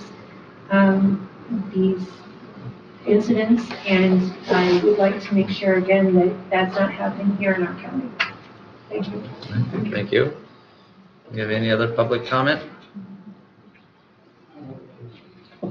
and Glenn, you can take 30 seconds off. I don't really like this. I can take one off? 30 seconds off my 3 minutes. I wouldn't do that. That's okay. I wouldn't request that. Okay, that's why we're still on the immigration thing, I guess. What's your name? You are, Pardon me? Who are you? introduce yourself to the board. Jim Culverstead, Leland Township. Copy, thank you. Got it. Okay. It's protocol. I guess to start off, anybody know the first flag that flew in this country? This is related to law, which is related to immigration. I'm going to tie it all in. The first American flag that was commissioned was flown by the Navy. It's called a Jack. It was a symbol of America, and do you know what it had on it? It had a saying, "Don't tread on me." Now that means a lot of different things to a lot of different people. But there's some commonality in that. Don't tread on me. In other words, don't mess with my life. Don't affect me adversely. This is how I take it. You can take it your own way. Play by the rules, which is play by the laws, and we'll get along just fine. If you need something, ask me. Don't force it upon me. In any way, whether it's small groups, or whether it's turned into a law that might adversely affect me in some way, shape, or form. Fast forward, where are we now? I think that's part of the reason it's divided a country as it is. A lot of people feel they probably have been adversely treaded upon in the last several years, from both sides. But once again, what's that go back to? That goes back to what somebody must have mentioned earlier here, because I heard the word republic, which Latin means the law, which is something that we're supposed to abide by and follow. And we've been abiding by it, as strange as it has been the last several years, if not decades, but particularly the last several years. And now there's decisions that are made that are rubbing people, or they might be feeling they're being treaded upon in a negative manner. And they're welcome to voice their opinion, just like a year ago I voiced mine. Remarkably, it took a long time too, like an 8-hour session I finally got through to the previous board, and she knows what I'm talking about. And Ty, where's Ty? Ty, you know what I'm talking about. Yeah, well, I'm just used to you, okay? So I'm looking, I'm searching. All right, to make this short, what's going on with the immigration program is being dictated by the interpretations of the law, or the law directly. I don't think things have been shut down yet. There's things tied up in court, but there's been things tied up in court since 2020 that still haven't come to light. And now we're getting new information, that stuff that's been covered up. All right, Jim, thank you. Your 3 minutes are up. Yes, sir, it Dang is. it. Well, Yep. 2.5. All right. No, it was Thank 3. you. But this, 3 okay, minutes. that's fine. Thank you. Do we have any other public comment? Mary Beth Lowe, Centerville. I wanted to just say that I was impressed with what the sheriff had to say, and I feel reassured. But I am not reassured when I think about my granddaughter in Leelanau School, who's already heard about possibility that people might be coming. Now, that's a rumor, right? Because it hasn't happened yet. But imagine if they decided that they were going to go after 72-year-olds with white hair because they weren't sure if they should be here legally. I would be worried. And what I think we need to remember is if ICE has a job to do, they have a job to do it. But it's been changed because now they're able to go into schools. And I wouldn't know if I was the principal of the school and somebody barged into my school, if I could call the sheriff for help. Does he come, and whoever called first is who he helps? And I know this is hypothetical, but I think I appreciated all you had to say about how much we love our neighbors, how much we depend upon our people in our community. These people are all working hard to go through the process of becoming citizens.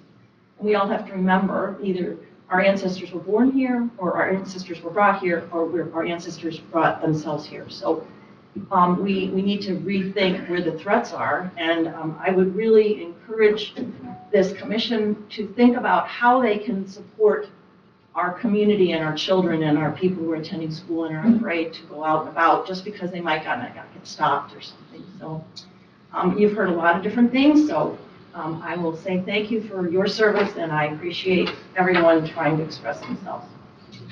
Thank you. Thank you. Do we have any other public comment? All right, looks like we're done with that. We'll have commissioner comments, and then we'll do a 5-minute recess, if you guys don't mind. So any commissioner comments?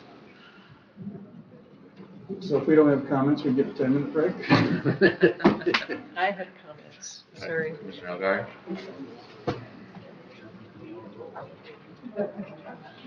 Okay, if you're going to leave, try to do it as quietly as possible. Thank you. So we are all on boards and commissions that service all of us and our community. And this is a tough time for a lot of them. And I would like to share that because they are boards and commissions that serve all of us. I was newly appointed to the Area Agency on Aging. We have a citizen who's on that board. He asked that we appoint a commissioner because of what was going on. I went for an orientation the day after the freeze, and those poor people were gut shot. They have no idea if they will exist after March because they are completely federal funded. But that is Meals on Wheels. That is their whole purpose, is to help all of us age out in our homes and be able to do it. So if you're elderly and you're not getting that one nutritious meal every day that your children know you're getting, and that's serious. If you have a problem getting around now and you sure need some help and you don't know where to go, you can call Agency on Aging. That's their whole purpose, is to help all of us age out and as we get older. NMCA, Northern Michigan Community Action Agency, they are completely federal funded. They're a fiduciary for federal funds. They do emergency home repair for people who cannot afford it. So if you have a hole in your roof, they will help you with that. Low income weatherization. If you suddenly are unhoused, they will facilitate you getting back into housing. They will help you with that. Supportive services for veterans families. They coach home buyers and give them education on how to save for a house, how to get through the process of getting a house, and then maybe on how to manage your money so you can stay in that house. They work with expectant families. They work with early Head Start. They work with Head Start, whose funds have been frozen. But that's to keep some of those kids from becoming vagrants later.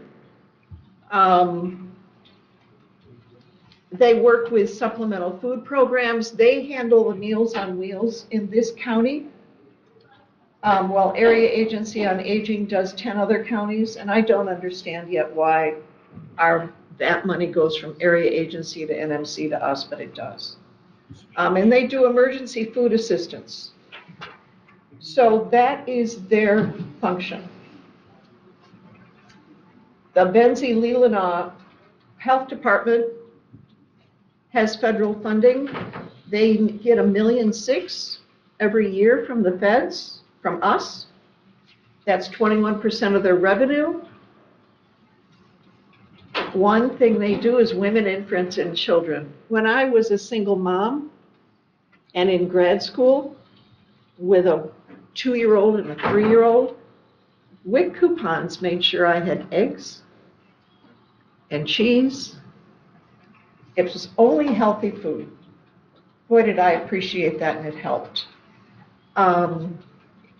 They work with new moms and infants. It pays for immunizations, special health care services for children and adults with special needs, Medicaid outreach, public health infrastructure, school health resource advocates. Many schools around here have a school nurse because of our health department. Infectious disease prevention. And they monitor public wells for safety, and they will come to our house and check our wells. So making sure we have safe water to drink.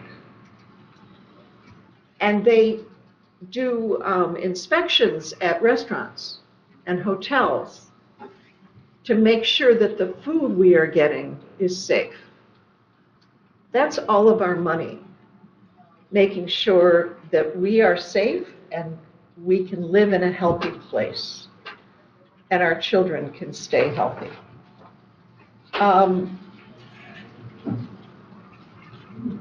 I appreciate those services.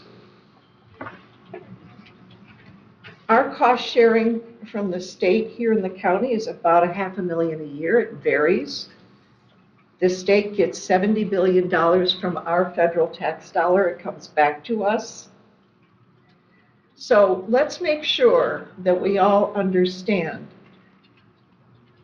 that we are providing all of this to make sure that our families are safe, our children and grandchildren are safe, that we can grow old safely and receive the help that we need. And all of these things are in peril, and we all need to know that. Thank you. All right, do you have any other commissioner comments? I'd just like to, didn't we hear that state was changing everything around in the presentation last week that would cut some of these? And then, last week, it was the problem, I thought, that the state and an order from the governor's office was going to cut these organizations out. No. No, this is all federal funding. Okay, well, I think it's the same organization anyways that was in dire last week because of the state's order. State, yeah. Okay. Well, the one Which? last week was not, it was a reorganization, it wasn't a loss of federal funding, so. Just Which was that? Our presentation that we had, I think she was from Area Agency on Aging. All right, any They are other, completely federal funding. do we have any other commissioner comments? Commissioner Money? Yeah, I just think, that, I think Commissioner Campbell's right. They did talk about the area agency and how it was all getting reorganized and they weren't sure. And it's rhetoric, like Commissioner Algier said, that actually creates fear. When we don't really know what's happening and you tell funding's going away and you threaten people are going to come into the school when we don't know what's going to happen. It's all of that kind of stuff creates fear and actually creates anxiety to the people. And I just think that you need to stop that kind of rhetoric myself. And I support the sheriff 100%. Actually, I went to This the is- board meeting Your a few comment is days through. ago. You need to control her. All right, any other commissioner comments? All right, if not, we'll have about a 5 to 8 minute recess. I was at the board meeting, sorry if I took too long, but I think it's important for people to know when their services Let go. everybody speak. They wanna speak. You could do it, so there's a deliverable. Going to these boards, All right, we're gonna get started again.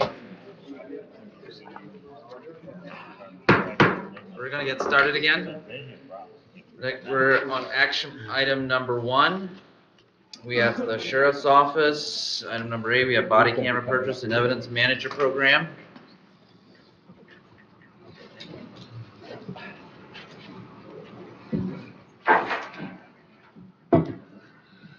Thank you. Under Sheriff Kiesel will handle both of these two request items.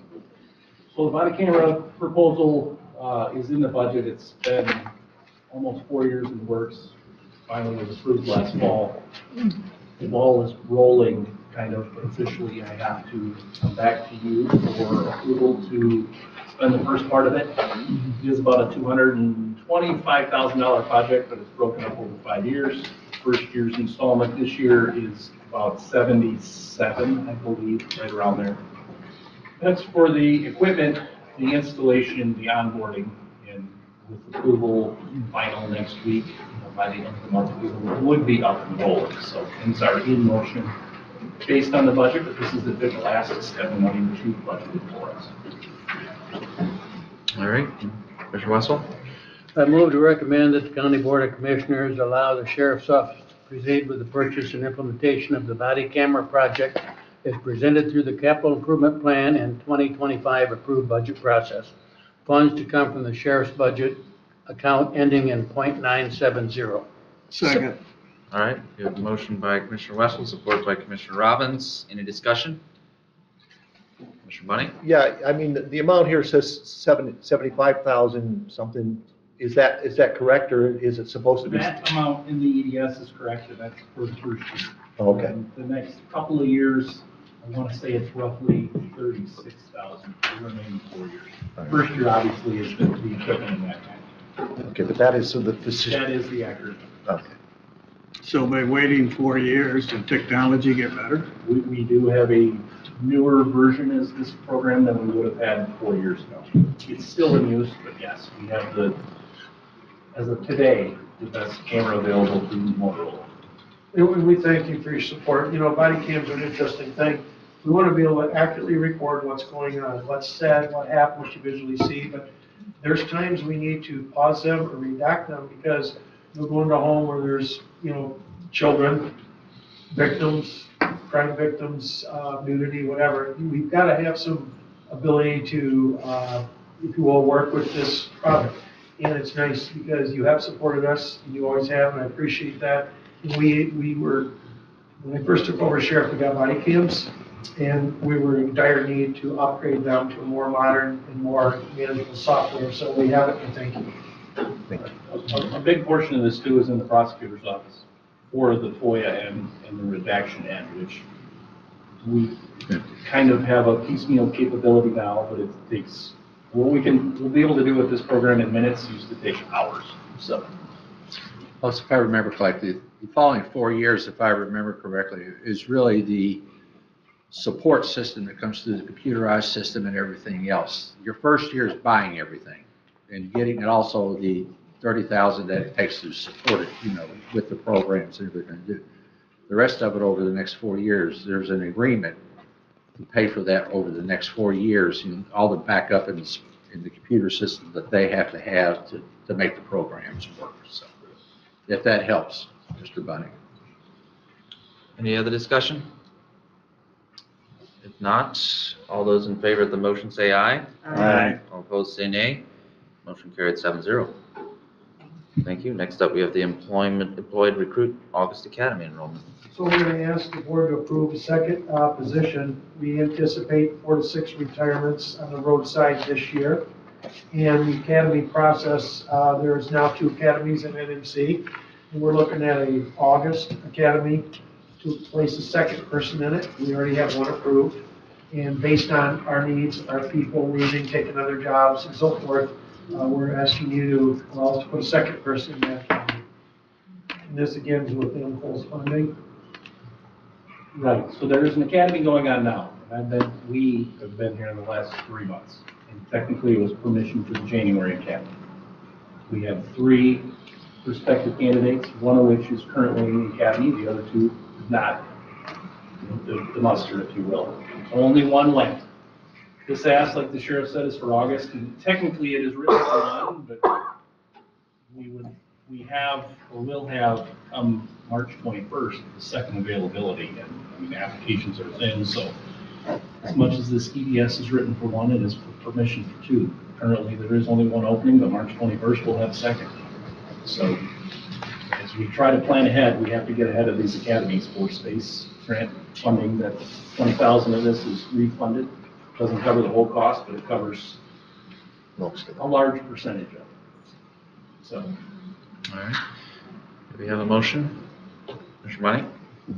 Yeah, I move to recommend that the County Board of Commissioners allow the Sheriff's Office to hire an employed recruit, and to also allow the Sheriff's Office to enter the Public Safety Assistance Program grant process with the Michigan Commission on Law Enforcement Standards and Northwestern Michigan College for the Police Academy that starts in August of 2025. Second. All right, motion's been made by Commissioner Bunning, supported by Commissioner Robbins. Any discussion?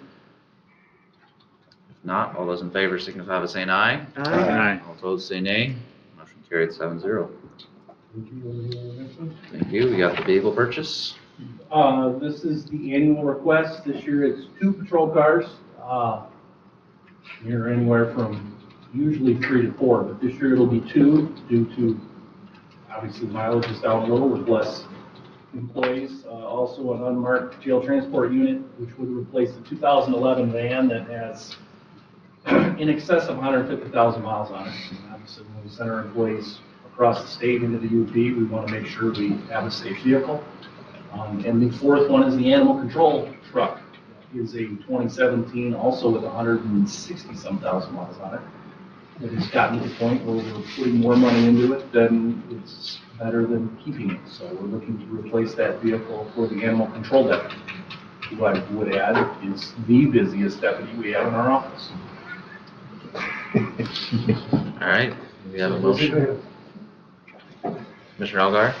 I move to recommend that the County Board of Commissioners allow the Sheriff's Office to order 2 Ford Police Interceptor SUVs, 1 Ford Explorer 4x4 fleet vehicle, and 1 F-150 Super Cab pickup for use by animal control from Lunghammer Ford, with the price not to exceed $179,929. Upon delivery in 2025, Sheriff's Office is also approved to outfit the vehicles with the total cost not to exceed $28,451.33. Funds to come from the 2025 motor pool fund. Second. All right. Motion made by Commissioner Argon, supported by Commissioner Robbins. Any discussion? On the van, what kind of shape is that in? I mean, it would be a perfectly serviceable van for residential use. Like in county? Oh, absolutely. I mean, it does have 160,000 miles, but I mean, it's only got highway miles. It's just. Okay, Yes. thanks. It still has life left in it, just not for our shooting purposes. Okay. Any other discussion? Just, I was wondering, is that pickup four-wheel drive? For the animal control? Yeah. Yes, it is. Okay, good. Any other discussion? If not, all those in favor of the motion say aye. Aye. All opposed say nay. Motion carried 7-0. Thank you. Thank you. Thank you. Next up, we got HR. Okay, this is a housekeeping matter. The first item as it relates to the job description. Building safety. Oh, no, it's not a housekeeping matter, but this was approved in our contract. We needed to come up with a new job description for a part-time plan reviewers or other folks if we need them. And so, Amber, I'll let you The take job it. description is in existence. It's an umbrella description, if you will, for all of the inspection staff. So my plumbing, mechanical guys, electrical, building, it's all under that. You guys have already approved for a part-time plumbing mechanical person. There was an oversight between myself and HR. Nobody reviewed the job description. There was some language in there that is not accurate as to how the department runs. So the job description that was submitted to you all for review eliminates reference to local codes. There are no local codes. We follow state codes. And there is no deputy building official. It's just me. All right, we have a motion. Mr. Wessel? I move to recommend that the Leelanau County Board of Commissioners adopt the updated inspector job description as provided. Second. All right. Motion made by Commissioner Wessel, supported by Commissioner Bunnick. Any discussion? Just, I noticed that the last part is all new about, it seems to be anyway, about them going into the jobs, what they're going to be like, what they're doing. So that was just all added to it too? Yeah, my understanding is HR sent it off to legal and they added that word there, so I didn't have any issues with that. That's the green portion. Yes. Yeah. Okay. I like Makes that. sense. Yeah, it made a lot of sense and I thought that was good. That's legal. Any other discussion? If not, all in favor of that motion say aye. Aye. Opposed say nay. Motion carried 7-0. Thank you. Next up, we got IT technician position approval. The next one is that during the budget discussion we had in the fall, Anna came to us and I gave her memo is in the packet requesting a full-time position as it relates to an IT technician. The county has had an IT technician in the past. In fact, that's how you arrived with us, if I understand, so that's wonderful. The Board of Commissioners wasn't willing to consider full-time at that point, but was willing to look at going forward with a part-time position, no more than 60%. And so we were at toward the end of putting all the budget together, so we really didn't get finished putting all the necessary documents together. There's 3 of them that has to be approved, and so that's what is in front of you today. So the job description has been reviewed by legal, and so I'll let you take the rest of it. Basically, this is just the final steps to get the part-time position approved so we can post the job and hopefully get someone in place. All right, Commissioner Wessel? I move to recommend that the Board of Commissioners approve the IT technology technician job description, the addition of the IT technician wage range to the 2025 adopted non-union wage scale, and the addition of the IT technician to the IT department brief employee master list as presented. Second. All right, motion made by Commissioner Wessel, supported by Commissioner Robbins. Any discussion? I hope this is enough. Commissioner Campbell? I'm sorry. I was wondering on cost, and this was budgeted. Correct. No, you are amending the budget, we just didn't get it finished. So nothing was in the budget for this particular. Correct, but it was understood, that's what I was explaining, we didn't finish the paperwork in time for it to be approved in the budget that was approved. You are amending the budget to include this position now. And is an estimate of how much this would cost? 40,000. Yeah, it's in there, 40,000. Yeah. Salary plus. Approximately $30,000 in salary and wages, and there's part-time positions, I would say, I guess county Blue Cross Blue Shield, about 6,900 in FICA and MERS. I guess I'm trying to figure out how it comes to 2,000, 4,000.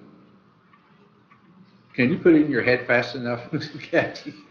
I can't add that It's quick. $40,000. $40,000. Yeah, it's about $40,000. Yeah. Okay, And thank you. it's non-union because it's not 40 hours, is that? No, it's not new because of the sensitivity of information that they may be working with. Okay. All right, any other, Commissioner Bunny? And then Yeah, I was wondering why it was brought forward by the administrator as opposed to the IT department. It was initially brought forward. Yeah, I just set that up because we were the ones that were working on the budget. I took it on to bring it to you. She's reviewed everything that we've done. And all the paperwork, such as the other stuff, had to be done through the administration. Thank you. Okay.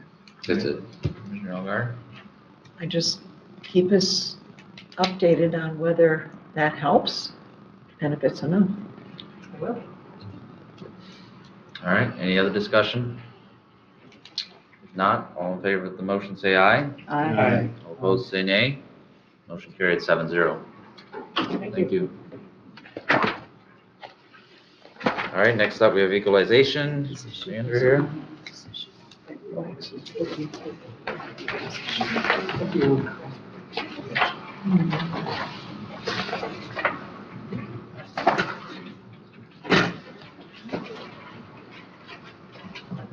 Yeah, I was informed that that is a union position, that it actually is going to have to be part of the union, because it's not a leadership. Well, we will debate that with the union. Okay. Okay.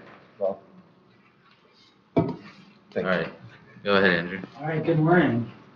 So I know that you have a full agenda today, so I'll try to keep my presentation brief. But as I go along, feel free to jump in with questions at any time. I have 3 small children. I have all boys, and so I operate on just a ton of caffeine at all times. So just feel free to interrupt. There's nothing. This is purely advisory. There's nothing to vote on today. This is just sort of my briefing to you about the assessment process, the 2018, and then going into equalization. So this, what's in front of you today, you should have a digital copy in your computer as well as a hard copy in front of you. This is the 2024 equalization study, and this study sets the stage for the March quarter review, which will begin in about a month, and then as well as county equalization, which I will be back in front of you seeking approval for in April. So my office is preparing to enter our busiest time of year, and this study represents the culmination of our efforts in 2024 to prepare for the 2025 assessment year. So rather than go through, you have this in front of you, you can go through it, you can look at the statistics. I don't want to belabor the point. I'd rather sort of just hit the high points and tell the story of how we kind of arrive at the conclusions that are in the report. As you're all aware, real property in the state of Michigan is required to be assessed at 50% of true cash value. And the purpose of equalization itself is to ensure that that assessment ratio is met within each class of property in each township. Equalization ensures uniformity and equity in assessing by preventing units of local government from assessing at different rates. So for example, we want to avoid one unit assessing at, say, 45%, while another unit is assessing at, say, 51%. That's the whole problem that equalization is trying to resolve. And so the way that we achieve equalization to 50% of true dash value is by looking at sales, by conducting appraisals in the field, and then by collecting and studying data. So the report that I'm presenting to you today shows not only what we studied and where, but also where each township stands as we head into March quarter review and equalization season in the spring. So in the packet, pages 4 through 15 in your digital version, those are just a map to indicate parcels that were studied in each township. And then page 36 provides a summary of total parcels studied by class. Most of my comments today are going to draw from that page 36, which just shows basically a summary of the entire county. So to gather the data for our studies, we looked at 133 parcels in the agricultural class, 136 in the commercial class. Timber cutover, there's only 2 parcels in the county, so we looked at both of those. Industrial class, we looked at 69 parcels. That's, again, 100%. When the class is small enough, we always try to visit every parcel if we can. We get a nice gold star from the State Tax Commission if we do that. So we like to get that gold star. So 340 properties were visited in person by equalization staff. Typically, we're accompanied by the assessor when we do that for whichever township the field visits are occurring within. So those 340 properties were used in our appraisal study to determine levels of assessment. 64 additional properties were visited for our land value study, and these were predominantly vacant parcels. So a total of 404 site visits were carried out between late April and mid-October of 2020. Our field visits usually include speaking with the property owner, taking photographs, taking measurements of any structures or improvements, and depending on how complete our records are, a site visit can take anywhere between 5 minutes to over an hour, depending on what we've got in our database. So the equalization staff appraiser, Jim Stognick, spent 32 days in the field between April 26th of 24 and October 18th of 20. And so for each of those days in the field, there's typically 1 to 2 days of preparation required beforehand. That's gathering records, checking the records for completeness, printing maps, aerial imagery, that sort of thing. And then 1 to 2 days after that field work is done, processing and analysis as we load the data that we've discovered in the field into our system.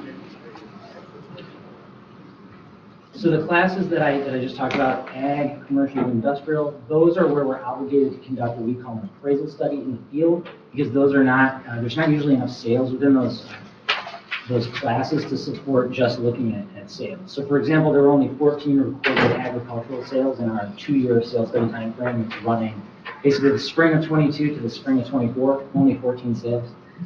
In the case of a sales study, we're able to compare, so if we have enough sales, we can conduct a sales study.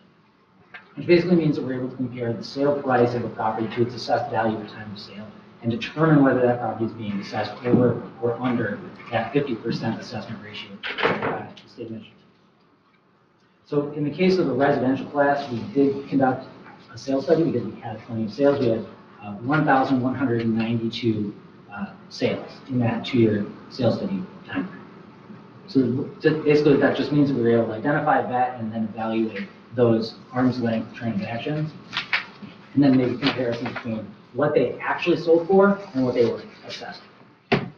So in total, if you include all of the appraisals and all of the residential sales, we looked at 1,532 different properties, and that came out to 6.5% of the real property in the county. And again, so that's sort of summarized on that page. So the purpose of our study is to determine the assessment ratios in each class of property in each township. And so each township gets their own sort of individualized L4018 that tells them what their ratio is in each class. And then page 36 is sort of the aggregate. We've brought them together, and that's the aggregate for the county.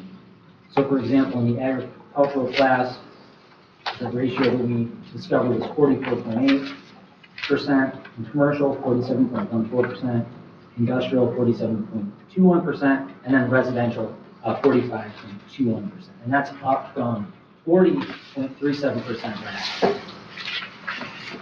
So, I mean, as you can see, we conceptualize Leelanau County as a land of orchards and rolling fields and all of that. But from an assessed value perspective, the vast majority of value stems from our residential class. So the residential class makes up 91.86% of total assessed value is in the residential class. So these findings for each township are summarized in the L4018 document that we provide to each assessor. I joke with the assessors that this is the homework assignment. So we do this study, we discover what the assessment ratio is in each class, and then we give them that homework assignment.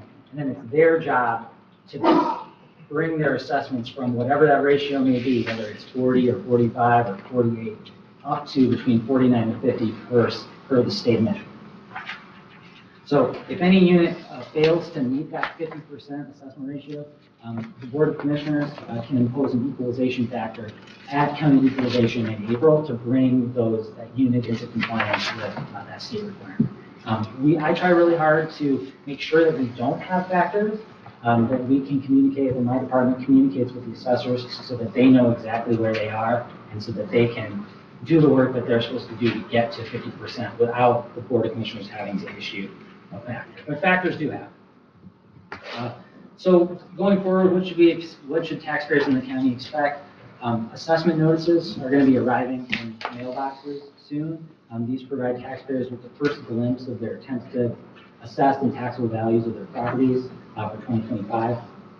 The Department of Treasury has identified the inflation rate multiplier, which is pegged to the rate of inflation and sets the maximum amount that the taxable value can increase. If there are no changes, sorry. What is that? So this year it was 1.031, so 3.1%. Last year it was 1.051, and the year before it was 1.079. So what we're seeing is that inflation is coming down, and now that we're below, the cap is 1.05. So the maximum amount that taxable values could increase in a given year set by proposal A was 5%. So we've now returned to below that for 2 years, in 23 and 24, we did hit that 5% cap. So this should be giving some relief to taxpayers throughout the county now that we're below that 5%. So once taxpayers receive their assessment notices, then they'll have a chance to appeal their assessment notice to their boards of review in their townships, if they so choose. So after the March Board of Review occurs, we will all be back here for county equalization, and that occurs on the 15th of April. That's where the Board of Commissioners, where you all will be asked to certify the equalization report, which will set the county equalized values for each class property. So, I mean, basically, the task, county equalization is not carried out by my department. Like we do the work because we're authorized by you all to do the work. But then when we actually equalize, that is the responsibility of the Board of Commissioners. So that's kind of the point of presenting this report to you, so that you can all be aware of the work that has gone into it and the steps along the way. And so that's why this is being presented to you. And so I'll just end by saying thank you. I've had a chance to, Chairman Yoder, he came into my department and we were able to sit and chat, and I really appreciated that opportunity. And that opportunity is available to any of you anytime. We're always there, and feel free to send taxpayers our way if they've got questions. Perfect. Mr. Bunny. Yeah, on page 79 there, when it talks about personal property, there's in the notations there, the type of study, it says an RV study, and I can't find anywhere in here where it describes RV as what it means. Yeah, RV, sorry. So RV just means record verification. So the assessors will bring to equalization, they bring to us all of the documentation that the individual businesses have filed on their personal property. So commercial businesses will have documentation that they'll submit to the assessor. The assessor usually tries to document, like if somebody's claiming that they've got a piece of equipment the assessor will try to locate, like, where is that piece of equipment? Do they own it? That sort of thing. And then they bring it to us and we just kind of look through the paperwork to see, like, well, are we actually documenting this information? So what was that, record Record verification. verification? So if you think about like this study, in the other classes, we're going out and actually like going parcel to parcel, looking at, taking a sample of, and conducting a study. Whereas in the personal property class, we kind of rely on the assessors to do that. And we don't, I mean, we look at their personal property, the documentation that the businesses have sent to the assessors, but we don't dig into it. We're not getting that involved. But if you could add it to the bottom, just explaining that, that would be good. Sure, absolutely. Thank you. Commissioner Campbell?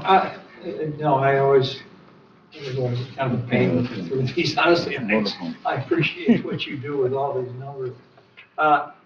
For us, I mean, a lot of this is interesting, but the biggest impact, of course, is in property tax revenue as far as a commission. I understand that 3.1% means that there's not going to be an automatic increase of a higher magnitude as there has been in the past. That should slow.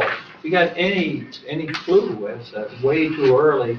I mean, as far as an increase in property tax revenue because all the uncapped and all of those other things. I don't know, 5%, 6%. So that information, we won't know that information until the assessors go through their border review process and then report it to us.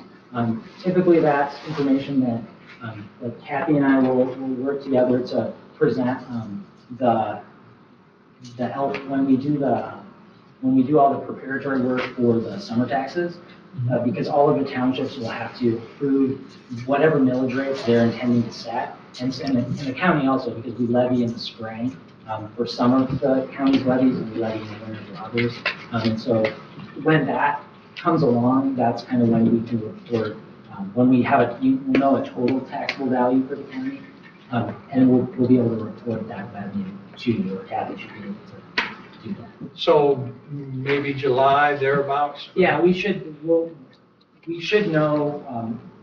what the townships are intending to levy, and then we'll also know what you all intend to levy for whatever those county millages are going to be by that point. And well, in particular, just our general millage, I think, is the one that would help us in budgetary decisions coming up. Yep. Okay, thank you. Any other questions, Andrew? All right. Thanks, I appreciate it. Thank you for running all through that with us. Thank you, Andrew. Yeah, thanks for all that work. Like I said, we're always available if you want to come by and talk more about the numbers. We love going through these reports. We're always there. And I appreciate you doing that with me earlier in the year. This helped a lot just going through this, so thank you. Thank you. I find it very interesting. Thank you, Andrew. All right, next up we have Drain Commission printer copier purchase. All right, as reported last month, the Drain Commissioner is in the office of the former Drain Commissioner downstairs. The only difference is now is that because that our Drain Commissioner is not an employee of the Soil Conservation District, we now have to provide a copier that will at least give them an 11 by 17 colored copies. So we've gone out and we need to go ahead and purchase the copiers, and we do it with our duplicated machine, run it through our duplicated machine fund. So that's where we are. All right, do we have a motion? All right, Commissioner Wessel. I move to recommend the purchase of a printer from NetLink for the Drain Commissioner in the amount of $5,199, with funds to come from 645 duplicating machine fund. Supported by Commissioner Campbell. Any discussion? Just a question on it. So the current copier is owned by the conservation? Correct. It just seems kind of wasteful to have two copiers. Well, but they won't be using that copier. Well, I still, most of the time that copier won't get used is where I was going. But anyway, it'd be nice to couple in with them. We used it in the past. Yeah, But why can't we, rather than spend $5,600, come up with a figure and help pay with theirs? I cannot answer that question unless that copier downstairs does not produce 11 by 17 copies. I If do that's the not. case, they can always go upstairs to equalization or planner's You don't office. want it, I'll leave it to your all's decision. If you're not ready to proceed with it, then we'll direct them to go find other resources. Any other discussion? I don't. All right. Not, all in favor of the motion, say aye. Aye. All opposed, say nay. Nay. Motion passed 5-2. All right, next up. Robbins and Campbell? Correct, yep. Okay. Yep. Next up, we have truck purchase. Okay. Again, we have a truck purchase here. Timothy he had to be out of town, but we have two choices. First of all, we did go through, My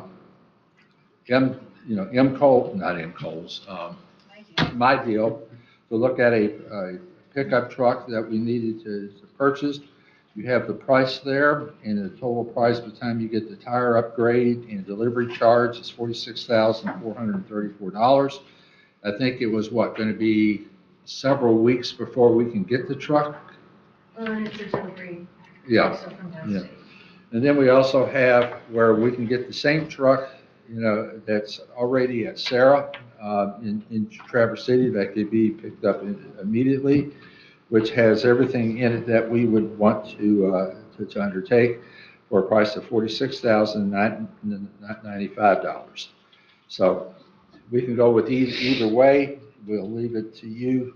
I think it's our recommendation, or was it mine, that we would go with. We have it in here going through the.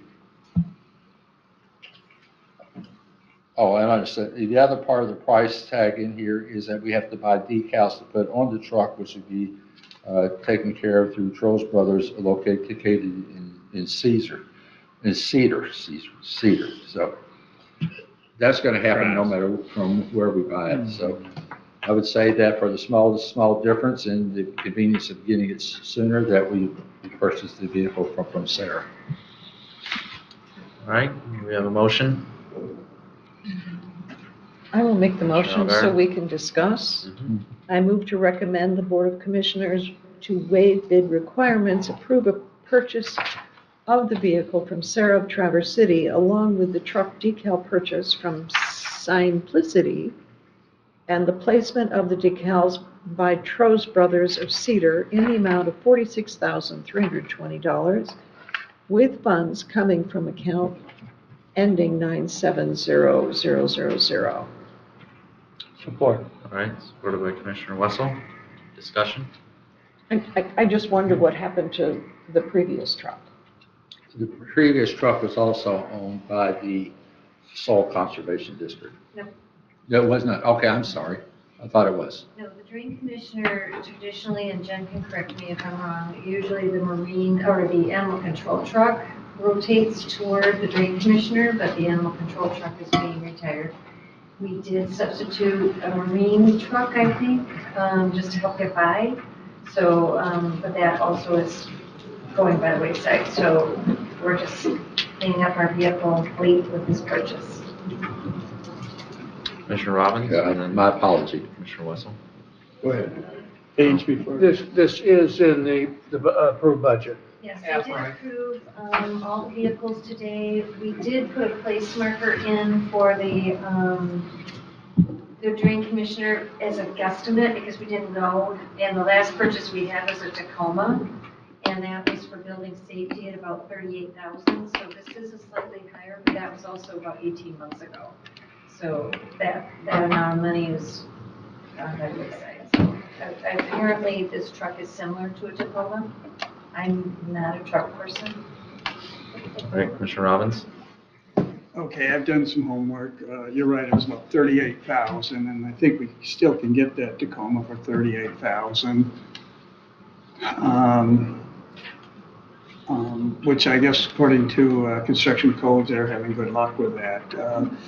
I guess I look at it at 46,000 for the small, the smaller GMC. We can get a full-size Ford, just like the sheriff department did, for about the same price.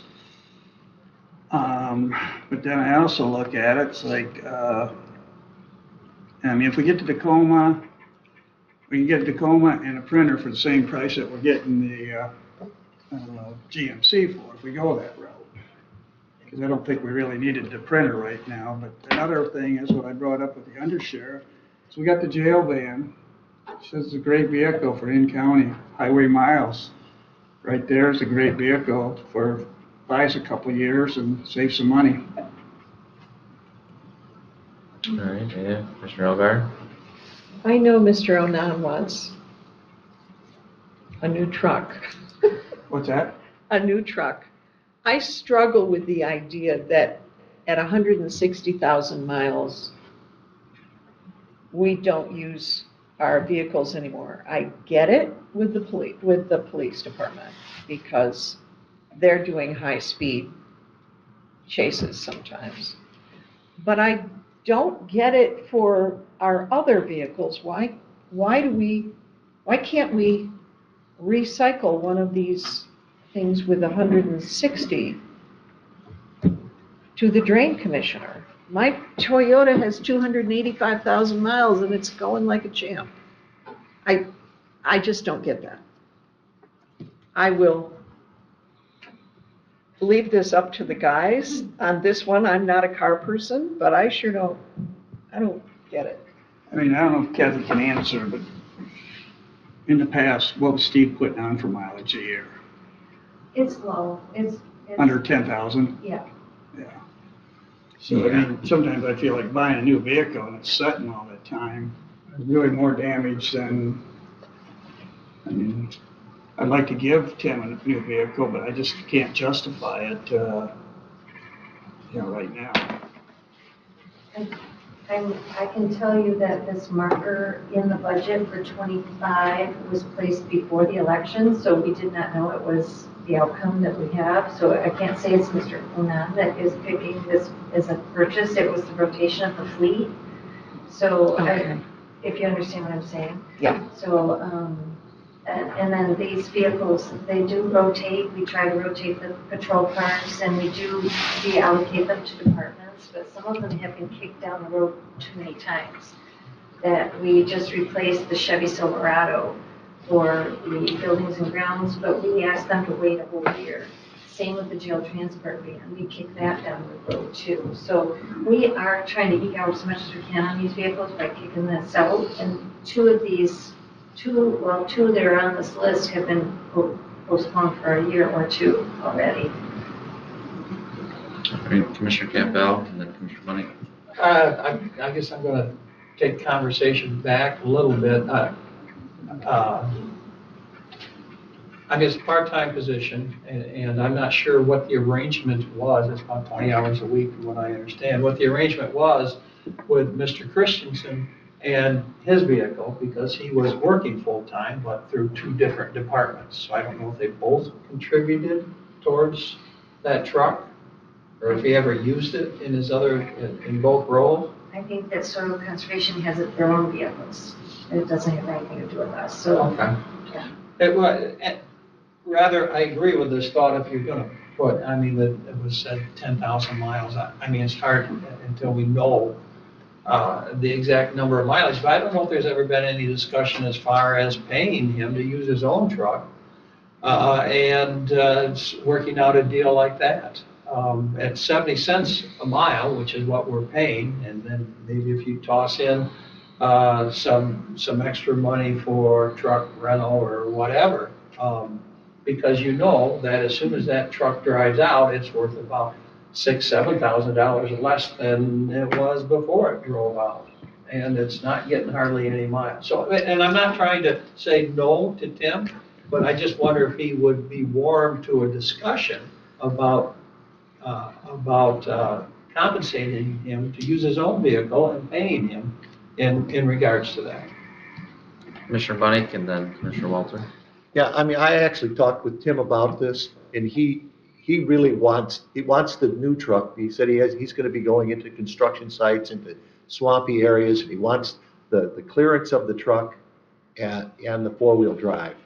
You know, so he's very concerned about, because I actually suggested to him that he get one of the police cars or that are, because they're all-wheel drive as well. But he felt like the clearance wouldn't be enough when he goes into an unfinished area. So he really said for the job that he's going to do, he really thinks that this truck is what he needs as opposed to a smaller truck. And then also he thinks that he will be doing some work for the conservation district also. So I don't know if that's part of what we use in the truck, but I do think that Buzz had talked to him about doing some work for them as well. So it sounds like he's moving into sort of Steve Christensen's position. I don't think that's been finalized or anything, but that there is that talk at least going on. Commissioner Walter? Lot of discussion. So, if I send a deputy to any one of these sites, he'd take one of the SUVs. So an old police car would be good enough. And when you're doing an inspection like this, or whatever he's driving into, he might not be able to drive right up to the edge of where he's at. And you use your other personnel carriers and you get out and you walk. The other thing is, I can't see spending $50,000, let's say $50,000, say $46.50, whatever. You're spending $50,000 for a car you only put 10,000 miles on a year. I think this decision can be kicked down the road a little bit, and he can use that van that we have until we figure it out. It's not a decision we need to make right now today. It's not fiscally responsible with the situation with our budget. We're spending more money than we're bringing in, as it is. All right, so, go ahead, Kathy, and I've got a question as well. So the vehicle fund is funded by mileage charges that are made to each department, so there is money allocated in the vehicle fleet fund. This is, there's money there. This was put in place for the 25 budget. If I could speak to the signage and the fact that elected official, Drain Commissioner Omar drives a truck, but it has his commercial logo on his truck because he has a business. So this also would be a Leelanau County logoed vehicle, so there would not be confusion when he drives onto a site. I know that this is something that he was concerned about, is that the representation would be correct when he gets to a site. He is an elected official, just as you are. I know I've heard, and I respectfully submit that elected officials are 24/7. The reference to part-time, we can't quantify how many hours you are in your positions, nor can we quantify the number for the clerk, the treasurer, the drain commissioner. It is an elected position. So I'm just respectfully saying, when I hear part-time, you're all 24/7 as elected. Fair? Yeah. I'm part-time. One question I have with the code office that they have, my understanding is they have a lot of Tacomas. Have you heard of any complaints from them as far as they go onto a lot of construction sites like Tim? Have you heard of any complaints that those are not adequate for the function that they're performing at all? I think they are enjoying those vehicles. There is a tow bill in claims and accounts for one of the Tacomas. I don't know the situation. I can't address why. I did read the fine print. Okay. Because that's my main concern as well, is like, just for that amount of mileage, and I feel like the code office, they're using those, and I mean, barring that one issue there, I feel like maybe we do need to go for another quote and just see if we can drop that price down a little bit, but. I think excuse me, Chairman, also for mileage, it would be fair to also say that the drains that are coming up, we have 3 or 4 more drains that are going to be put into place in the next year. I would imagine his mileage will be more significant than It's understandable. Drain Commissioner Christensen, where he brought 2 drains to fruition during his time, but was ramping up towards these 3 or 4. So I'm thinking we're going to see some increase. Go. So I just have, go ahead. Bottom line is, if you want to hear more from him, we'll just have to we'll request that he be here next Tuesday night. You got to move the discussion forward one way or the other. So let him try to do the explaining. He's at a conference that he needed to be at, part of his learning today. So you're not making a final decision here at this point. And when he gets back, well, all these points you brought up from using the retiring van, using his own truck, one thing that he got on the business side, but we could give him a magnetic thing to put on the side of the truck. If that's what you want to do, or the different truck. But he probably needs to be here to make his explanation more than me trying to make that explanation. So. All right, Commissioner Can I ask Elder, and then Commissioner just Money. one quick clarifying. So is there any vehicle that we're taking out of service that would work for him? That would be a question for the administrator to address, because the fleet belongs to the administrator's office. So when the spring comes, the administrator is going to go through whoever's sitting in the chair. Whoever's sitting in this He's chair. going to go over the fleet, and then Mr. Dyer. that administrator comes to you and says, we have surplus of these vehicles. This happened last year. Then an auction is put in place, and we auction off the vehicles that need to be rotated out of county to property because they're costing us too much to repair, or they're just, we're done with them. So I think last year, we realized we also had a boat in there, so maybe $24,000 or $30,000 in revenue from selling vehicles. Of course, it was the first auction we'd had in a couple of years because of whatever. So there is a revenue stream that comes as we rotate these vehicles out of the fleet. And one vehicle that we also allow departments inside, if they have an older vehicle that, say you want to put this one in the auction and take this one out, we allow them to do that. Senior Services did that, so they took one that moved that and put one in that was older, and took a better one out. So that's how we did it last summer. So. All right, Commissioner Money. Yeah, I was just wondering, my recollection is that we usually would purchase 3 to 4 vehicles through a year, to keep the rotation regular. In this, there's going to be, if this would pass, there would be 6 vehicles, which seems, if not twice as much, close to that, of purchasing vehicles. So I'm just wondering why is it all of a sudden so many more than are normally purchased? Well, in the year that Building Safety purchased, that did put our count up, but they purchased with their enterprise funds. Right, their own funds. So we were up to about 6 in that year. Just depends on the department who needs them. And then, as Administrator Lewis mentioned, we did take some off of the surplus and rotated them, an older one from Senior Services out, and we rotated one in and made that deal happen. So we do try to utilize those vehicles where we can. But like I said, the truck for buildings and grounds, we made them wait a year. The jail transport van, we kicked out a year. Usually we do 3 patrol cars. We're only doing 2. But the transport van is that 3rd vehicle. We're also doing an animal patrol pickup and an unmarked jail transport. All right, I'm assuming we've had enough discussion. So with the motion on the floor, all those in favor of that motion say aye. Okay. All opposed say nay. Nay.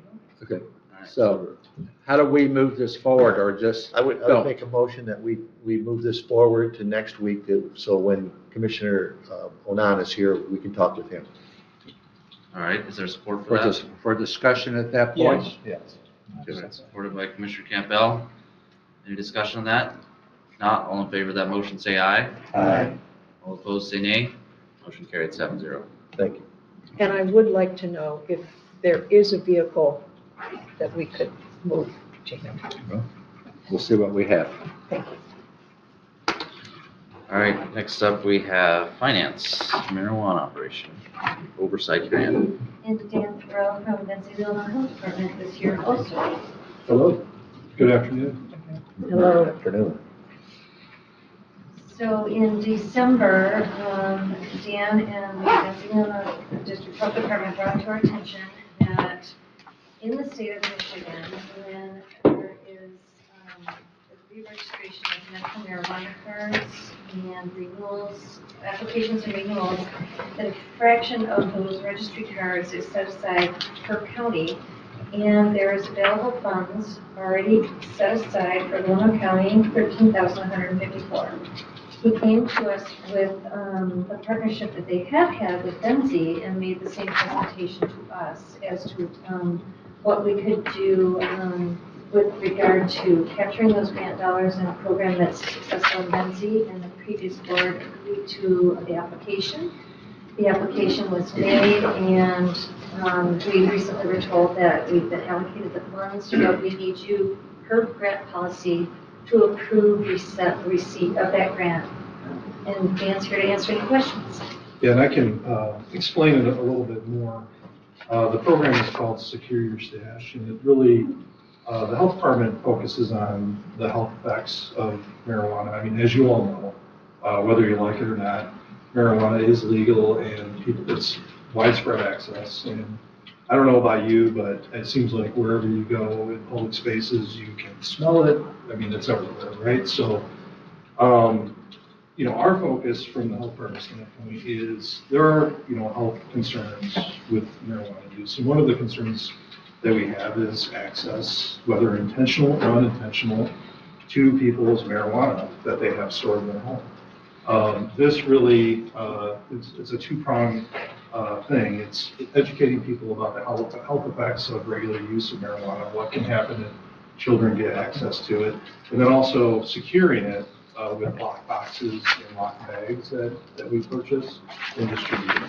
And then that way, things such as like gummies and whatnot that look like candy that kids can basically ingest, thinking if it's not secured properly, it's something that people can put in those bags, lock them up, secure it so there's no access. And we have found also that people use it for prescription medications, right? If they happen to have painkillers after surgeries or whatnot, they can secure that too for unintended, to prevent unintended or intentional access if someone's trying to take that.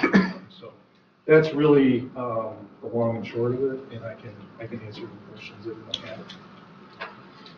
All right, Commissioner Elgar? I move to recommend that the Leelanau County Board of Commissioners accept the Marijuana Operation and Oversight Grant, MOOG, in the amount of $13,154 and approve the proposed contract with Benzie Leelanau District Health Department to perform the scope of work as described, authorizing the chair to sign on behalf of the county. Support. Support by Commissioner Wessel. Discussion? I would just note that Grand Traverse County had 216, according to this chart, medical marijuana licenses out there out of a population of 100,000. And Leelanau, with a population of 23,000, has 160. So I'll just leave that. All right. Any other discussion? If not, all in favor of the motion say aye. Aye. All opposed say nay. Motion carried 7-0. Thank you. Thank you for that work. If we can keep a child from taking something that could kill them, like a painkiller. Absolutely. Yeah, happy to do that work. And just really quick, I know you guys had a long meeting. I'm now the full-time health officer here at Benzie Leelanau. The board made the decision back in May. I came on board in November. Previously, I had served as health officer at Health Department Northwest and through contractual agreement with Benzie Leelanau. But I just want you to know, I'm here for you. This is your health department. And I'm going to give some cards to Jennifer to distribute to you guys and gals. Just so, if you need to get a hold of me, please do so. If you have any concerns or you just want to talk about any of the programs we have, just want to make sure that I'm available for each and every one of you. So, thank you. Thank you, Dan. And I would like to say he's doing a wonderful job. All right, next up, we have planning. Remember item A, certifying officer designation. Let me get to Speaking that. or the scale, John? Okay, I'll take the first one. I think Gail must be out. We have three things that we have to deal with here. First of all, the board needs to designate a certified officer for signing of documents relating to housing funds or on projects such as environmental review records, program income certification, lead paint forms, and things as that. In the past, it has been the chairman of the board who signs those documents. This is used when their office has to make reports to the state for the amount of funds we took in to certify the loans that are paid out. So this is why we need to have that certification in place. I think, Ty, you must have been it in the past, so we need to identify somebody. All right, Commissioner Wessel? I move to recommend that the chairman of the County Board of Commissioners be designated as a certifying officer and Form 15E certifying officer designation form be completed and submitted to the Michigan Economic Development Corporation office. Second. All right. Support by Commissioner Robbins. Discussion? Not. All those in favor of the motion say aye. Aye. Opposed say nay. Motion carried 7-0. Congratulations. Good job, man. I love that campaign. All right, item number B, Fair Housing Coordinator. This is another designation, and in the past, it's been the county administrator has been appointed as the Fair Housing Coordinator for the purpose of housing grants and loans.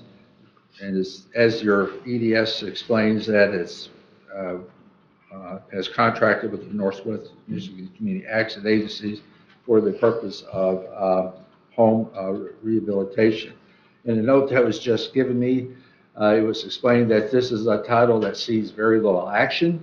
And, if someone comes in and complains that they were not treated fairly through our housing loan policy, or if a contractor didn't do a good job, we will handle what we could through the planning department. But if it can't be resolved, it goes through the Fair Housing Coordinator. So it's a good idea to have someone in the building appointed, so there's someone available here to talk to a person with the complaint.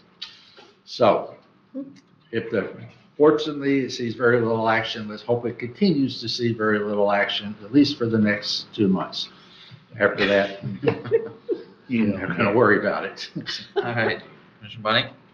I move to recommend that the County Board of Commissioners appoint the county administrator as the Fair Housing Coordinator for Leelanau County. Second. All right, supported by Commissioner Robbins. Discussion? Congratulations. I know it was tough. It was tough. All right. This end of the diocese is a lot of work. All right, all in favor of the motion say aye. Aye. Opposed say nay. Motion carried 7-0. Item number C, out-of-state travel. Okay. There's a request from the planning department that either the planning director, Gail Meyer, or the senior planner, Jenny Herman, would like to attend the American Planning Association conference that will take place in Denver. Only one will go, and so because it's out-of-state travel by policy, you need to approve any state travel. So, All right, we have a motion. I move to recommend the County Board of Commissioners approve the travel for one, either the planning director, Gail Meyer, or senior planner, Jenny Herman, to attend the March 2025 American Planning Association Conference in Denver, which funds to come from the Planning Department budget 101-64500, not to exceed $2,700. Second. All right, supported by Commissioner Robbins. Discussion? All right. If not, all in favor of the motion say aye. Aye. Opposed say nay. Motion carried 7-0. Next up, we have Senior Services Facility Use Agreement. Good afternoon. It is afternoon, isn't it? Wow. It is afternoon. So I'm seeking approval for, to enter into an agreement with Suttons Bay Public Schools to use their facilities for our senior expo. For those who are unfamiliar with their senior expo, it brings in 80-plus vendors that offer services, education, and products to our seniors. And there's over 400 seniors that attend the expo annually. All right, Commissioner Elgar? I move to recommend that the County Board of Commissioners approve facility use agreement form 7510F1 between Suttons Bay Public Schools and Leelanau County Senior Services for the use of school facilities and property for the Senior Expo. Support. Supported by Commissioner Wessel. Discussion? I think we have to thank Suttons Bay Schools for waiving any cost. Absolutely. Is it, a budgeted amount was $10,000. Is that how much we paid in the past, or what does that reflect? So that's our table and chair rentals, we provide lunch, so there's some other expenses that go into the senior expo. That's not related to the facility use. Okay, so that is for the entire event, is $10,000. Yeah. Any other discussion? Not, all in favor of the motion say aye. Aye. Opposed say nay. Motion carried 7-0. All right, next up, we got donation from Bay Area Senior Advocates. Bay Area Senior Advocates, also known as BOC, is a organization that we pay membership into, and annually they usually donate X number of dollars for senior support to different Commission on Aging. So this is their donation to Leelanau County Senior Services for senior support. All right, we have a motion. Commissioner Wessel. I move to recommend that the County Board of Commissioners approve to accept contributions given to Leelanau County Senior Services from Bay Area Senior Advocates for senior support totaling $1,000 and placed into BASA grant account ending in .678.000. Support. All right, supported by Commissioner Robbins. Any discussion? If not, all in favor of the motion say aye. Aye. Opposed say nay. Motion carried 7-0. Thank you. All right, next up we got maintenance heat pump replacement. I'm going to hand this out, something that came up during the week on Friday to update this EDS. But every year we go through the process of having to buy heat pumps throughout for the building in here, or I guess we use them for both buildings, or is it just this building? That's for both buildings. Both buildings. So we've used up all the heat pumps that we bought a year ago, so we're going back to that. What has also happened is that I think on Friday, the heat pump in the law library is, and also what we call the VA room, where the VA comes and meet, they went out and need to be replaced. So we're asking, in addition to what's in this particular memo, asking for an additional $24,000 on top of that, so that we can replace those two particular heat pumps. And so we have enough to hopefully get us through the entire year. Anyway, so I've revised the amount down at the bottom to $153,000 for all of them. So, Kathy, do you have a copy of that? Yeah, I'm catching up. Okay. Here, you got a couple extras. I just got all this morning, so here's my. And I'll turn it over to Patrick to answer or bring you up to date on anything else. Administrator did a really good job of summarizing it. I'm open to any questions you have. All right. Commissioner Money. Yeah, this is just a constant maintenance thing. It seems like every year that you have to do this, where you're going to replace 10 of these heat pumps. Yes, this is ongoing. I mean, it's also part of a larger puzzle. I can get into the weeds with that if you'd like at some point. Okay. That, Commissioner Vonick, that's one of the puzzles that I was trying to get into a little bit earlier, that we're constantly buying heat pumps. And back, I think when you were commissioner, you went through another process of looking at a different type of program that I wasn't aware of. And I think if this is the kind of cost you're going to continue to go through year after year after year, I mean, ongoing, it's time to do another evaluation and take a look at it. And you folks take a look at it and say, do you want to continue this pattern or do you want to look at a different pattern? Either way, it's going to cost you money for the long term, but it's, but it was more than me just saying, oh, let's do an RFP for a $412,000 repair on the tower. There's more to it than just that for this building. Right. Mr. Money? Yeah. The problem is that looking at replacing those was over $3 million. Mm-hmm. And so that's why we decided to do this instead of, because the interest on the $3 million alone would almost pay for this every year. So that's how that system, and I believe it will be a lot more than $3 million now if we go to that. So that was the balance. Do we keep buying these every year, or do we try to get $3 million together one time? And that's the way I remember it anyway. And there'll still be repairs. Okay. But the question also is that you would have a payback within 13 years, according to this one engineer. It's over my head. I'm not going to deny it. And it's going to be a much larger discussion that what I will either have the ability or the time to get into, because this is a long-term decision. Your next administrator ought to be more engaged in that one instead of me. And so it's a larger project. And maybe you want to continue this, but I think it's a larger discussion that you should have. So, but right now we need to do this because this is not going to be fixed in the next 90 days. So there we are. And we'll let Kathy speak real quick then.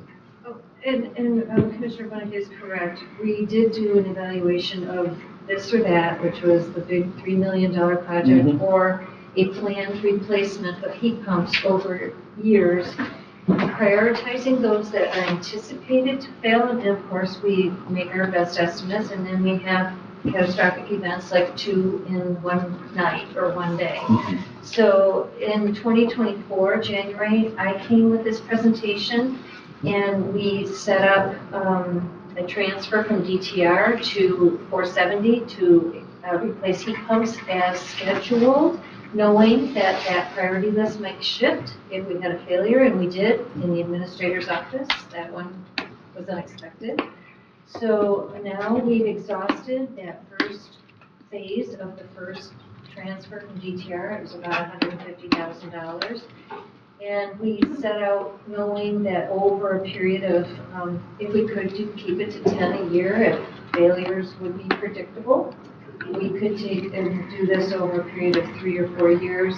And the estimate a year ago was about $760,000. Now, of course, prices go up. We have an updated list of prices. I believe that was put in Patrick's capable hands with Gary.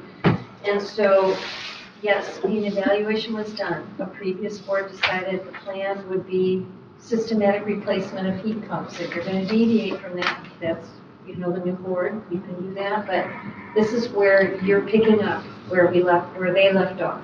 And so now we have no more money in 470. We have ordered the last 2 heat pumps, exhausting those for the previous rotation. We have this emergent situation, plus we'd like to fund for the next 10 if that's the plan you want to continue with. So this is it was discussed with the treasurer that over time this would make sense, that we would just take not the full amount and move it, but as we needed it. We would move 150 or about per year if that works out to what they need to replace heat pumps. The way I understand it, this is about this much I know about heat pumps. They're small, medium, large. Large being more expensive, and we're going to discuss that too, correct? Yeah, there's a whole narrative, and it's kind of a choose your own adventure.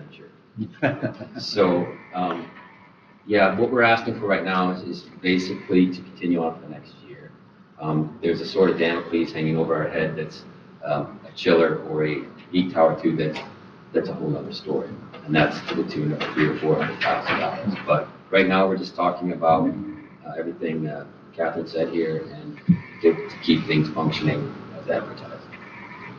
All right, Commissioner Elgar. And the discussion that Commissioner Bunnick is referring to, we were going to replace them, so many a year, and then we would be done for a few years, and then I'm sure we'd have to start over.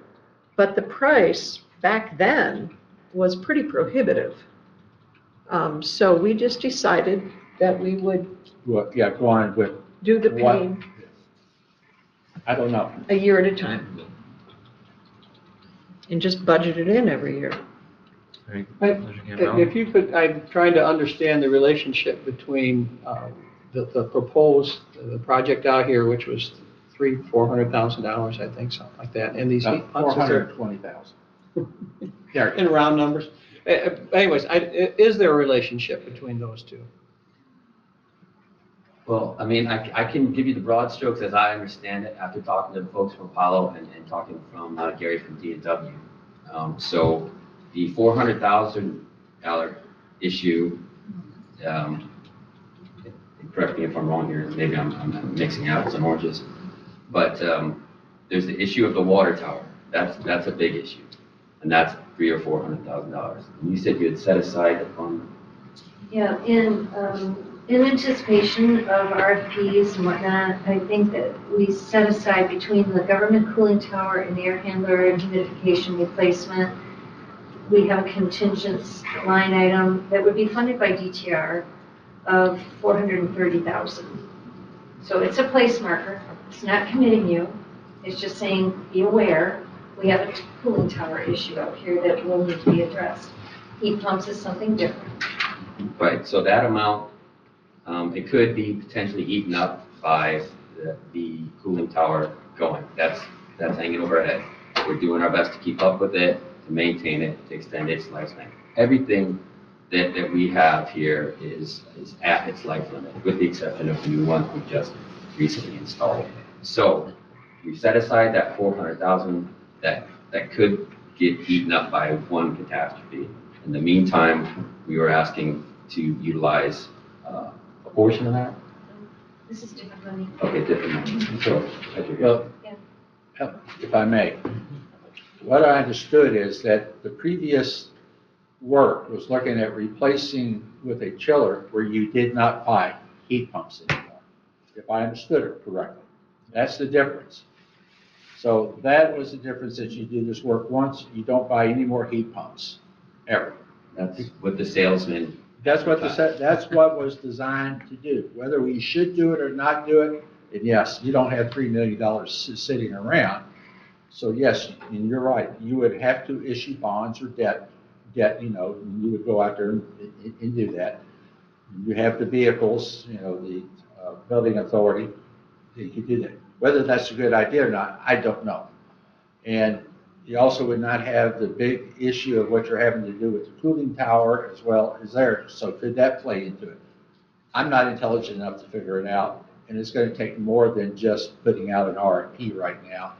Because now we'd be out there reevaluating when the evaluation's been done.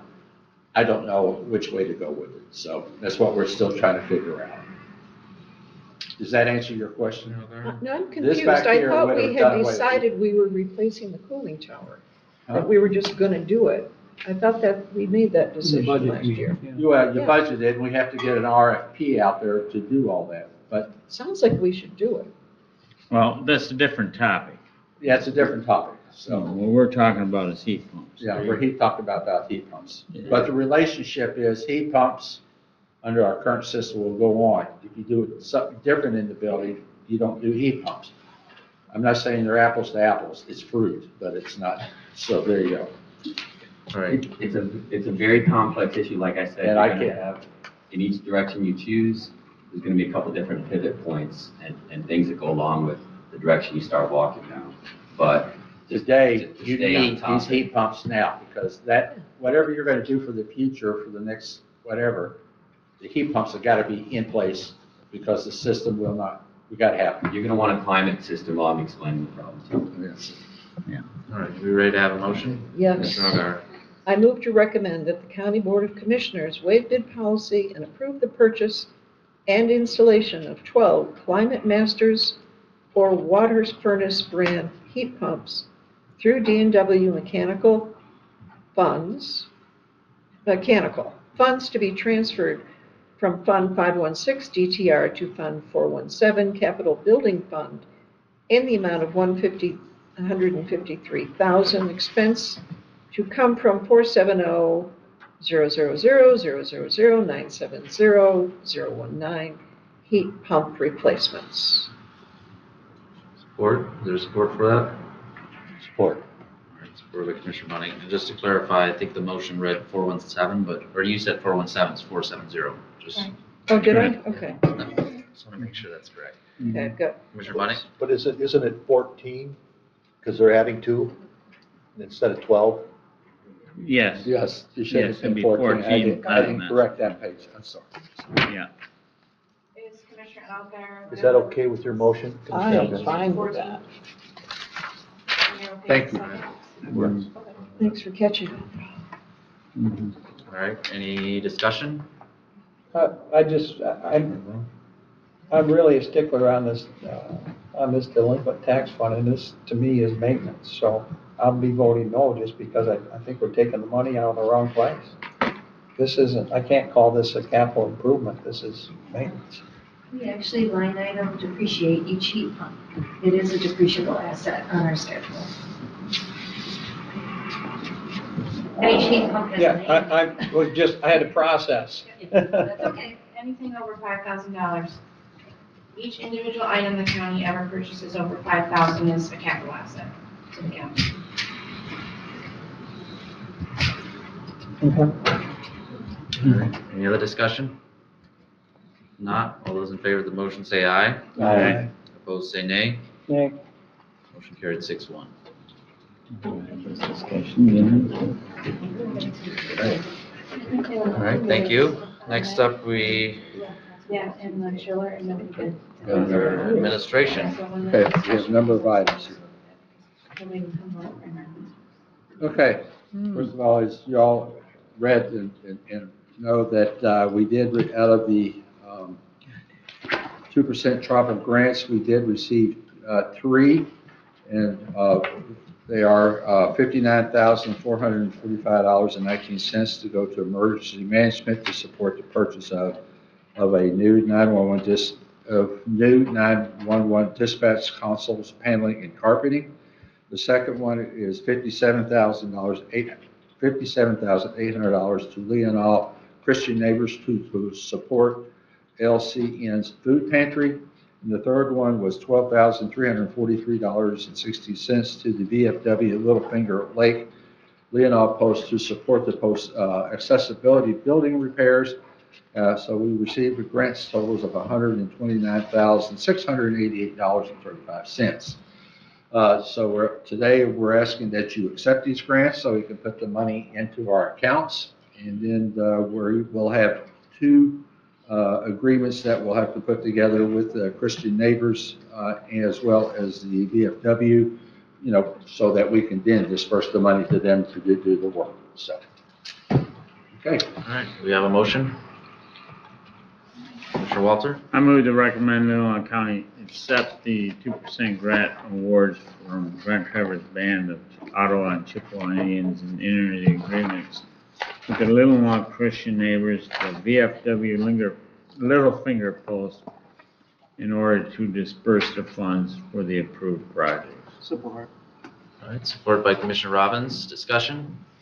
Commissioner Bunting? Yeah, I would ask that we divide these into each one individually as for a vote, because each one can be taken separately.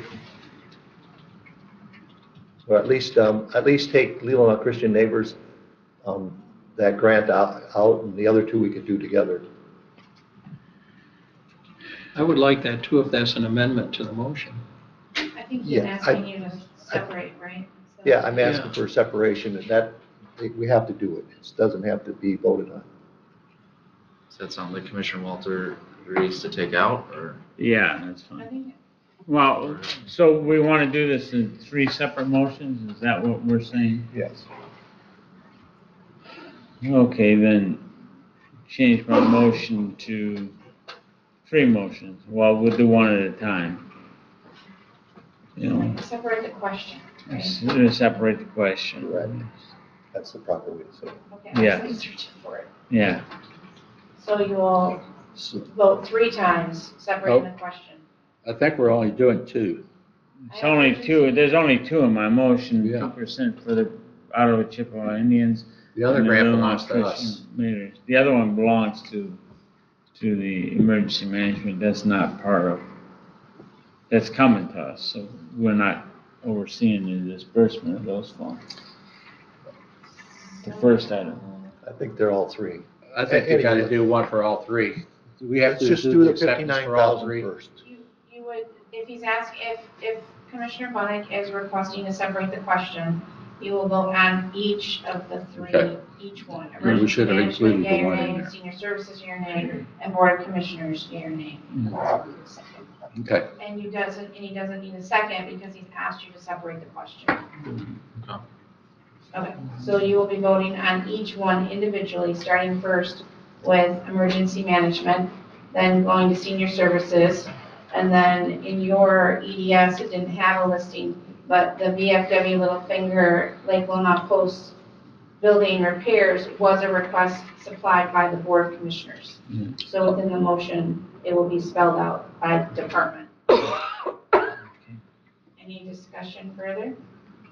Any other questions on that? Okay. All right, so the first motion we have is a vote on the emergency management. All in favor of that motion, say aye. Aye. Opposed, say nay. Motion carried 7-0. All right, then the next motion we have is for the Leelanau Christian Neighbors, correct? All right, all in favor of accepting that, say. Well. Yeah. I'd like to have discussion about that first. Oh, okay. You Discussion, all right. I mean, again, this, to me, this is a donation to in Leelanau Christian Neighbors is a great thing, but the county should not be donating to charities. You don't take tax dollars and donate it to a charity, that's actually illegal. And we've continued to do this because we're saying we're gonna have a contract with them. But I know it's gone to Leland Township, and they were told legally they could not do it. It went to Sutton's Bay Township. It also went to Leland's Public School. They said they could not do this, donate this to it. And then it came to the county, and now we've been doing it, but and nobody's, we say it's because it's on a contract, but if you read that contract, it actually states that the tribe has an agreement to pay 2% funding in place of their property tax. So we're giving their property tax we're donating it to Leelanau Christian Neighbors, which is a great, food pantry. But we already have senior services, we already have the early childhood, and something like this, 57,800 could go for buying a vehicle, could go for different things that the county needs here, and instead we're donating it. And so it's already been in different places, been told that this is illegal, but somehow we say it's legal here. So I'm opposed to us doing this, even though I have, and our church gives to Leelanau Christian Neighbors, and will continue to. But I do not think that we should be taking tax dollars from the tribe and giving it to, donating it to Leelanau Christian Neighbors. So I will oppose this. Any other discussion on that? I guess the question I have pertaining to your statement there, this is something that the tribe is donating to Leelanau Christian Neighbors through. No, we are. It comes to the county, and then we're giving it to them. So we're taking their tax dollars, and we're donating it to Leelanau Christian Neighbors. And actually, I believe this undermines the Christian religion, and it undermines government as we are not supposed to be supporting one faith over another. Right, And we continually do this for Leelanau Christian Neighbors. This previous board did approve for that request to be submitted, correct? Correct. Okay. And it has grown. It started out at 10, 12, 34. I think last year it was 34. Now this year it's 57. And so it keeps undermining, I believe, the Christian values there at Leelanau Christian Neighborhoods. All right, any other discussion on that? If not, all those in favor of that motion say aye. Aye. All opposed say nay. Nay. Motion carried. Was that two? Yeah, who are Motion they? carried 5-2. Commissioner Bonnie, Commissioner Walton. Thank you. All right, next up, we have the VFW little finger post. Any discussion on that? It'd be the same thing? No, that's not a chair.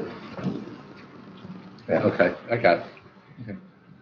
I'd like to thank Administrator Lewis for helping us in this last second application. I think we wrote it sitting right over here in this office, and we pushed him a little bit on the timeline. I guess we got it done. Got some money out of it, so thank you. You're welcome. You did the work, I just, All right, any other discussion on that? Not, all in favor of that, say, that motion say aye. Aye. All opposed say nay. Motion carried 7-0. All right, next up, we have boards and commissions, citizen appointments. First, we have Land Bank Authority. okay, just want to make one clarification. We did check our records. The one individual that came up during public comment, we have no application on file to serve on that particular board.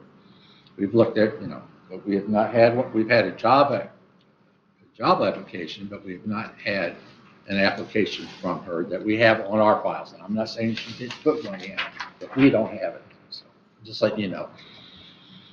Commissioner Algar.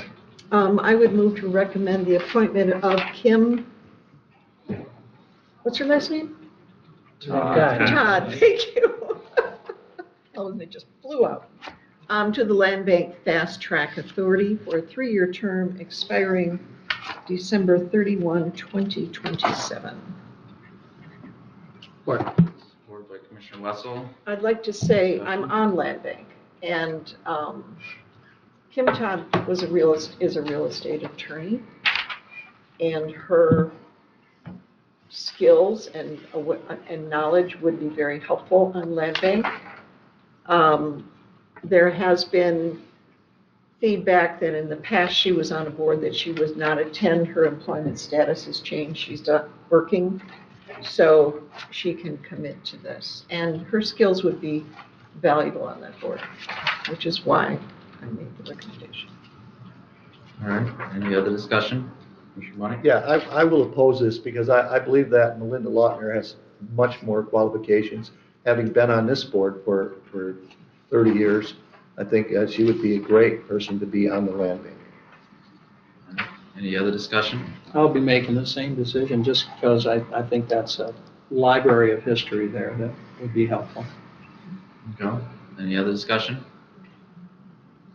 I will note that I did serve with Kim Todd on the Planning Commission for a couple of years, and I know her schedule was pretty tight, so she had to resign, but the knowledge she brought on that commission was very valuable, so. Yeah. Any other discussion? Not, all in favor of that motion say aye. Aye. All opposed say nay. Nay. Motion carried 4-3. All right, next up, we have Solid Waste Council, 2 citizen appointments.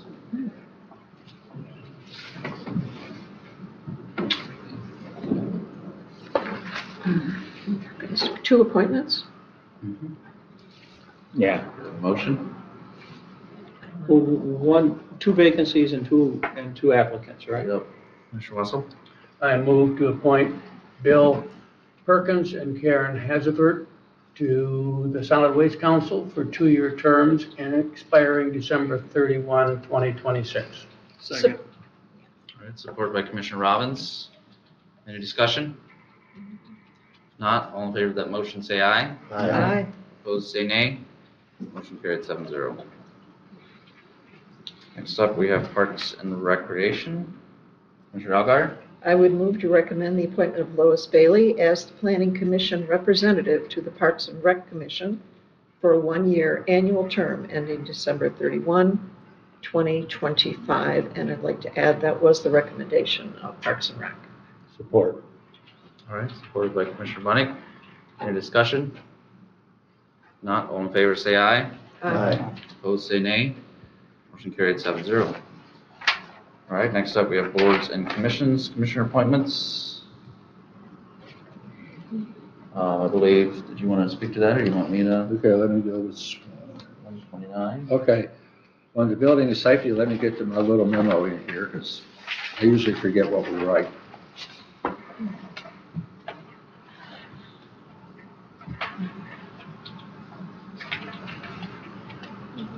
Okay, I see where I'm at now. Okay, basically on this one, Commissioner Bunnick is, I think the first one we need to do is that originally Mr. Bunnick was appointed to the Networks Northwest Board, but because of a conflict, the scheduling conflict, we won't be able to make those. You have recommended that Mr. Campbell serve on that. Or am I in the wrong spot? Oh, I jumped ahead. You jumped one, building and safety. Okay, it's building and safety, so I did that backwards. Okay, on the building and safety committee, our spreadsheet, when we were putting this together originally, only identified one commissioner on this board. There should have been 2 commissioners on this board. So we're asking that you've indicated that you would be willing to serve on that board, so we need to officially approve that. And then if you want to take both at the same time, I already explained the Networks Northwest Commissioner appointment. So if you want to accept both of those recommendations, you may do so. Commissioner Wessel? I move to recommend to the Board of Commissioners support, we appoint Alan Campbell to the Networks Northwest Board and Steve Yoder to the Building Safety Committee. Is there support? Supported by Commissioner Bunning. Any discussion? Not, all in favor say aye. Aye. Opposed say nay. Motion carried 7-0. On the agenda, is that, the agenda, there are 2 separate items, so I have it set up as 2 separate motions. Well, Do you want to change that?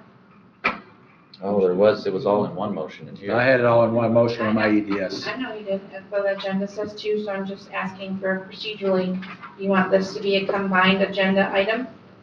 Oh, correct. Oh, right, I understand where you're going. Yep, that's fine. Okay, Yep. thank you. Okay.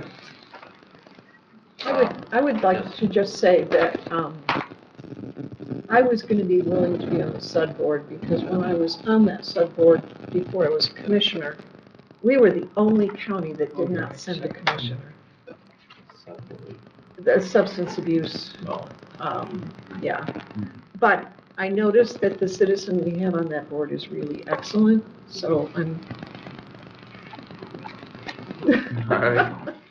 Sounds good. Let her go for it. All right, then, I think you did mention it there about the airport authority. I did. Did you want to? Well, I'll just mention that, yeah, I guess it's pretty well outlined in the EDS there, kind of what. Yeah, you know, there was a question of a third appointment as relates to the Northwest Regional Airport Authority. The airport authority, their appointments, they don't look at positions, they look at individuals that the county board has appointed to serve on that particular board. It goes the same for Grand Traverse County. And the way that in all their appointments, or Leelanau County has 3 appointments that they can make to that board. Their board is scheduled, and there are 3-year terms, and they have it set up that they are staggered terms. So every year, one appointment comes up so that you can rotate it out. At this point, Mr. Bunnick's 3-year term had expired at the end of 24. This board has agreed to reappoint him. If, in the best way I can explain it, if he decided in 2 years that he had had enough being a county commissioner, you know, or his wife has had enough of him being a county commissioner, whichever could be first, he continues to serve out that 3-year term because he's not appointed as a county commissioner. He's appointed as Will Bunnick, period. You know, so you're there. You just happen to be a county commissioner. That is the same case that we have for Mr. O'Rourke at this point. His appointment will expire at the end of this calendar year. So this, in January of next year, when you have your organizational meeting, you'll be asked to make another appointment. The only ground rules at the airport that the Northwest Regional Airport Authority has is that you cannot appoint more than 2 commissioners to that board. And that's the same with Grand Traverse County. So right at this point, you know, Mr. O'Rourke's appointment there. If you want to remove Mr. O'Rourke, you may do so, but you will have to vote to remove Mr. O'Rourke from that board. And then whoever you do appoint to that board would only be appointed to fill out the remainder of the term, which would be till December the 31st. I got all this from Kerry Slice, the legal counsel for the airport authority. Yeah, but Mr. O'Rourke's not a county commissioner. I know he's not. He doesn't have to be. Right. So then we don't have to do anything. You don't have to do anything. Okay, yeah. No, you're fine. Well, that's what I was getting at. He's fine. He's not appointed. Your appointments to that board has nothing to do with your office. Right. Nothing. You're appointed as citizens of Leelanau County. You just so happen to be a county commissioner. Mr. O'Rourke at the time happened to be a county commissioner, but his term regardless goes for 3 years as an individual of Leelanau County. Does that make sense? Yeah. Okay. That's how they have it set up for both Leelanau County and Grand Traverse County. So, there you go. All right, any questions on that? Not, Don't you just love making soup? You just keep stirring. You know? just get all those noodles working together. There you go. all right, next up, we have the Leland Dam property proposal. Okay. This is one of those things that have just kept coming around, but this started with Mr. Christensen when there was a request made by the owners of Falling Waters Lodge, that at the very end, I think you have a picture in your packet, which I wanted to put in color, which shows the very end, everything up through here is property of the Falling Waters Lodge, and the lodge is located probably up on here or through here someplace. And so the lodge owns all this. This parcel is landlocked, where it's colored, it's landlocked. The question was, who owns it? And at some point, it was thought that maybe the county owned it, and through a lot of work through legal and through our, I'll say it in a minute. Anyway, we found that we don't know who owns it, but it's definitely not the county. Who's paying taxes on That nobody's paying taxes it? on It's it. gotta belong to the Okay, county. okay. No one's paying taxes on it because nobody has a deed to it. At the seawall, or what I call the iron wall there, is damaged. The owners of the property of the Fallen Waters Lodge would like to repair that, but, you know, they want to make sure they own it. So our attorneys and their attorneys have come up with a quitclaim deed. Our attorneys made it quite clear we don't own it, or doesn't feel we don't own it. And so providing a quitclaim deed to the owners of Falling Waters Lodge, I hope I got all that right, Falling Waters Lodge for $1 will resolve the issue so that when they repair it, they at least have they know that they have ownership of that piece of property. And they will have to start paying taxes on it, so however that works. So we're recommending to do that, to resolve it. It's landlocked, we don't have any access to it, and so the quitclaim deed is there for your consideration and approval. Does all that make sense in some ways? All right, do we have a motion?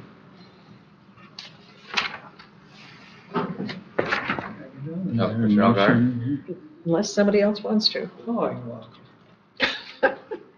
I move to recommend that the Board of Commissioners authorize the Chair of the Leelanau County Board of Commissioners to execute the quitclaim deed to the Newbie Company, Inc. of a parcel of property identified as part of Lot 3 of Block 4 of E.E. Chandler's second addition to the Village of Leland in the sum of $1. All right, is there support? Second. Supported by Commissioner Robbins. Discussion? Any way we can tie this into the gate discussion? on the. That's a whole separate issue. I know I've still continued to talk to them, so. Same folks though, right? Same folks. There's nothing, I can't force them to do anything. Oh, I know you can't, and they can't force us to hand this over. I'm just Well, wondering then, if it's. then you better be ready to start making a repair to a wall there that is damaged. That would become our responsibility. Well, it just seems like if a ongoing discussion is going on between that gate and us, and then they want a quick claim deed on this particular property, it just seems like a pretty simple deal. The gate issue does not affect the county or any citizen, other than it will affect their guests at the hotel, that if they want to cross that bridge, they can't, because it's not handicap accessible. So it has no effect on anybody but them. So there's no harm to us. So. Any other discussion? Not, all in favor of the motion say aye. Aye. Opposed say nay. Nay. All right, motion carried 6-1. Talk about it again next week. Yes. All right, next up, we have the Leelanau Township Tower Project discussion. I understand you want to move that I forward. would like for you to just make a motion to move it forward to the next meeting. I'm not done with my cover memo, as I shared with you yesterday, that of my request to move this. I'm making sure that legal has reviewed my memo to you, that I've covered everything that needs to be covered. But the topic is going to be about the four outstanding agreements that we are connected to. I want to make sure that everything's been covered legally. So I will have it prepared, and we'll have that discussion next week. But I don't want to get in trouble again by putting something on the agenda that you didn't approve in advance. Okay. Commissioner Wessel? I move that we move the Leelanau Township Tower Project discussion to next week's agenda. Support. Supported by Commissioner Algar. Discussion? Not, all in favor say aye. Aye. Opposed say nay. Motion carried 7-0. Mr. Chair, because we don't know how many public comments we have, would we be able to take a another 5-minute 5-minute break? We can do that. Oh, good thinking. All right, keep going. All right, we'll get back going here. Next up, we have review of financials. This is your claim time for claims and accounts and post audit. If you've gone through those invoices and have any questions on those, I know it's a new process for the new board members, so I thought I'd just highlight a few that are different or we don't normally see, and just share with you so that you know that we're watching these things. There is an invoice submitted by Buildings and Grounds for portable radios. This is new for us in Buildings and Grounds. However, the need was presented that there are areas of our parks that have no cell coverage. And when they're, especially like Veronica Valley, there's a lot of dead spots there. And also when they're in this building, like up in the attic or in the area of elevators, there's so much steel, the cell phones don't work. So that's new. Part of it was the license, $500. I guess that's a one-time thing. So there's an invoice for $1,700 in your claims. There's also an invoice from Radio North. They're taking the salvageable equipment off of the total patrol car, and that will be reinstalled on the replacement patrol car that was paid for predominantly by the insurance claim in 2024. Then we're also going to be paying for the balance of the revised LLC website. This project has been in progress since early 23. It just went live. As Administrator Lewis mentioned, the total project is $44,600. So there is a claim invoice for the balance in here, $36,000 roughly. We're replacing 3 windshields. On average, we replace 5 to 6. It's just a note. Also, next month or Tuesday, I will be presenting a late addition to amend the motion. I had a nice, gracious discussion with Commissioner Bennett that I was incorrect.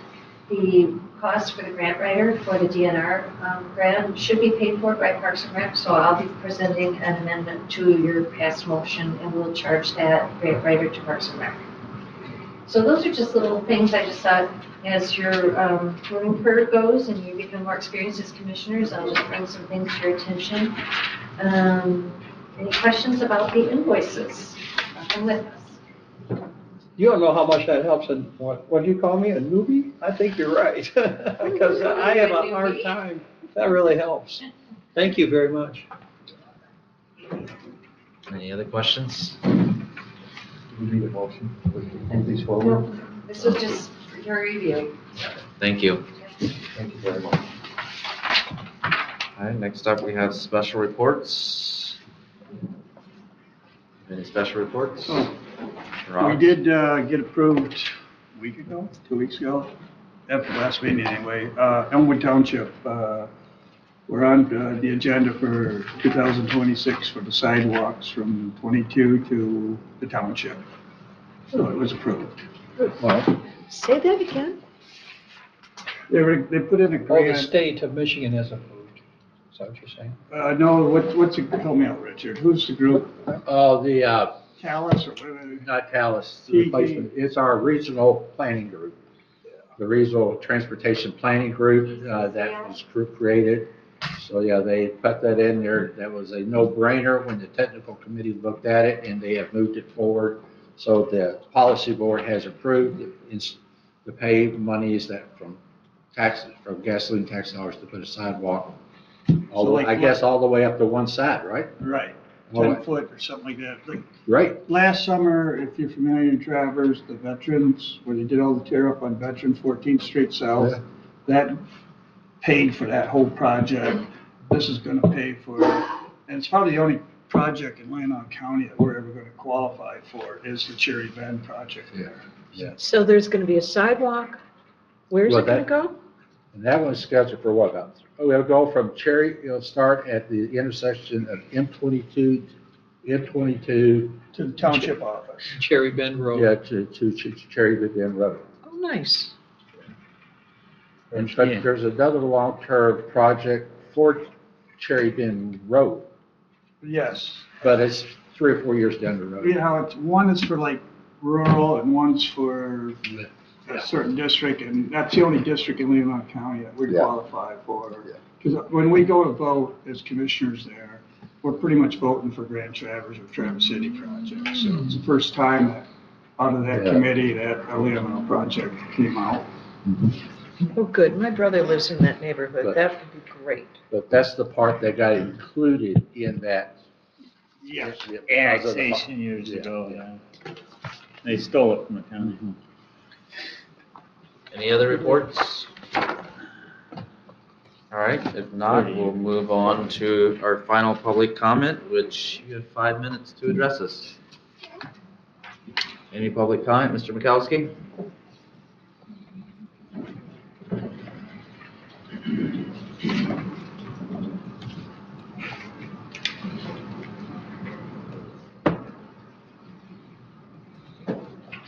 Good afternoon. We are concerned that this commission did not have on the agenda 3 items that we had discussed at the last regular county commission meeting. These are important items for people to be served properly by this commission. The first item was a declaration document we gave each of them and expected them to respond to that to indicate whether this would be a good basis for the governance of Leelanau County that should serve the people. We have heard no response. We have heard no response to this, and we believe one is required. The second item is how the Leelanau County Commission, this commission, will fix or cure people's lack of access to county meetings by changing the time so most people who have a job are able to attend. The third item is very important. A resolution apologizing to the clerk and financial staff and the taxpayer for wasting, our commission wasting up to $1 million on the two voting decision that the commission made on May 11, 2021. I'm requesting the board to take all actions and consider these actions. These are important issues for people who choose not to serve the people, and perhaps there's a method of changing the makeup of the board by a recall. We now know what can be done. We personally have been involved in 3 recalls in the last 2 years, and we're successful. And the commissioner has been recalled because of this also 2 years ago. So we'd like you to honestly pay attention to these issues because they're important. So we expect your request that you take action on these 3 items or respond to them. Now, I have a final document here written by Bill Ackman. Some of you may know him. This is why electors, it's important for electors to elect the best qualified people. His statement is as follows: incentives drive all human behavior. The problem with government is that it is divorced from incentives of the private market. Government employees don't think of themselves as fiduciaries for the owners or the shareholders, as there are none. The taxpayers are the de facto shareholders, but we are an extremely diffused group and many levels of control away from the government entity. We can only exercise our power once every 4 years by electing someone in government for office. In government, there are no restricted stock plans, stock options, bonus compensation plans, or other economic incentive to motivate employee or elected officials.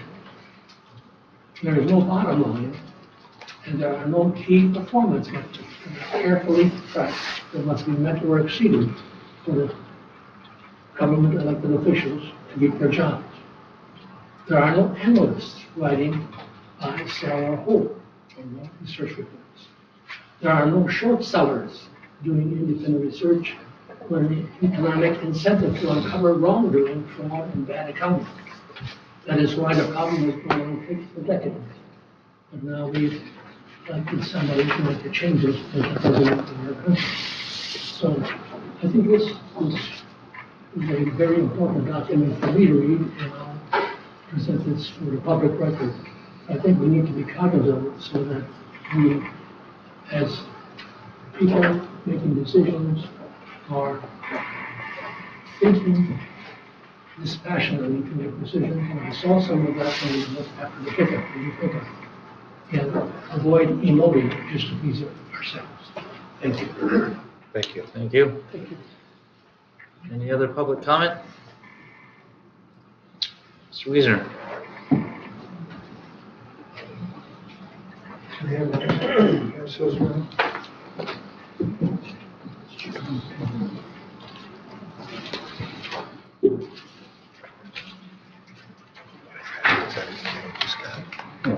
can show that. Oh. I got it, yes. You didn't.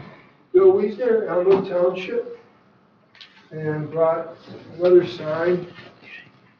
It's demand honest elections in our Leelanau County and X through the Dominion voting machines by replacing Dominion machines with secure paper ballots. You can find out more at tcfamily.org.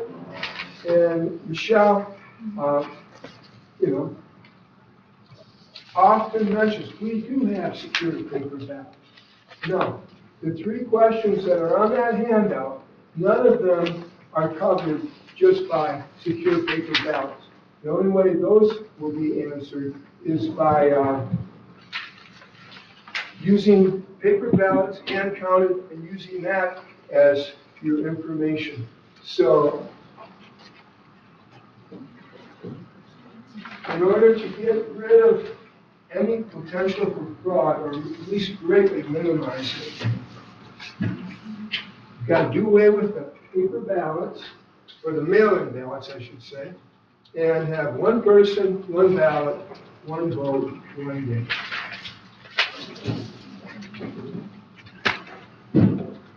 take half my time with my signs here. This handout, I already gave it this information last month. However, I gave Anderson County and Leelanau County, and they're on the second page. And I thought, Jeff Landberg said, not just one or two counties, it looked to him like it was all of Michigan. So I said, well, I'll try another county, and I thought, Grand Traverse. And that's what I looked. And I purposefully started with the 2010 through 2018, because I didn't want to know. What he said was, it's all strongly one way. It changes drastically in 2020 to favor the Democratic side. And so I said, well, I'm not going to look at 2020 first. I'm going to go 10, 12, 14, 16, and 18. Those are those numbers there. And you'll notice on that left column, column A, all Republicans in Grand Traverse County. In other words, maybe these guys didn't get elected statewide, but for Grand Traverse County, they only picked Republicans for the Supreme Court for those 5 voting sections. And you see there's, in 2012, there's full terms and partial terms. That's where the little division is there. And the average, if you go to 14E or E14, was 25.3 percentage points favoring Republicans up through 2018 when you average those eight entries there. And but what happened in 2020? It swings totally the Democratic way. Instead of being 25.3 Republican, it was 19.3% for the Democrats favoring them, and they got both seats in Grand Traverse County, not throughout the state. I'm not sure what happened. Well, actually, I know it swung to the Democrats. And what do you think with all this talk of fraud and the graphs and charts showing an extra 10 or 15 million votes in 2020 for the Democrats?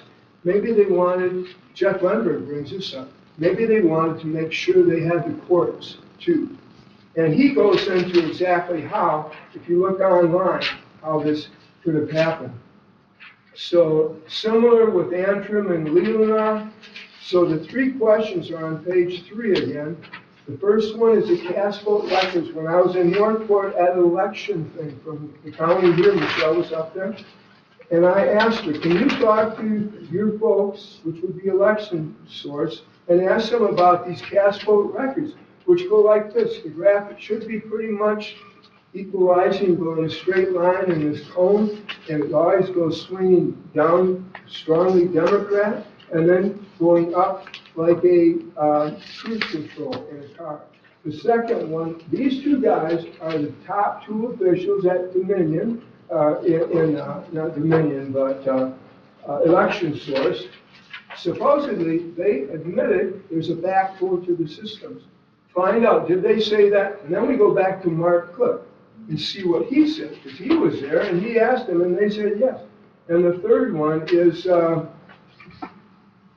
just these handouts here. And so I'm out of time, and check this last page again. That's where you find all the information, tcfamily.org. Thank you. Thank you, Bill. Any other public comment? Yes, sir. I will agree with this gentleman about the voting process here in the nation. We should be moved away from the electronic. Do you want to state your name for the record? Robert Kohinski. I live in Maple City, Casson Township. I agree that to prevent voter fraud, you have to move away from the electronic machine. I do believe the elections were stolen in 2020. I believe that the electronic machine was manipulated. If we return to the system that used to be 1 day, 1 vote, ID vote, paper ballot, that's secure. There's no reason why you can't implement that. Another thing I'd like you to address, I don't know where your powers as commission is exactly, but I think you should work with the tribes and address the federal government with the military that are chemtrailing our skies, blocking out the sun. The sunlight provides vitamin D, which is not only a vitamin, it's actually a hormone that affects over 400 systems in our body and different glands.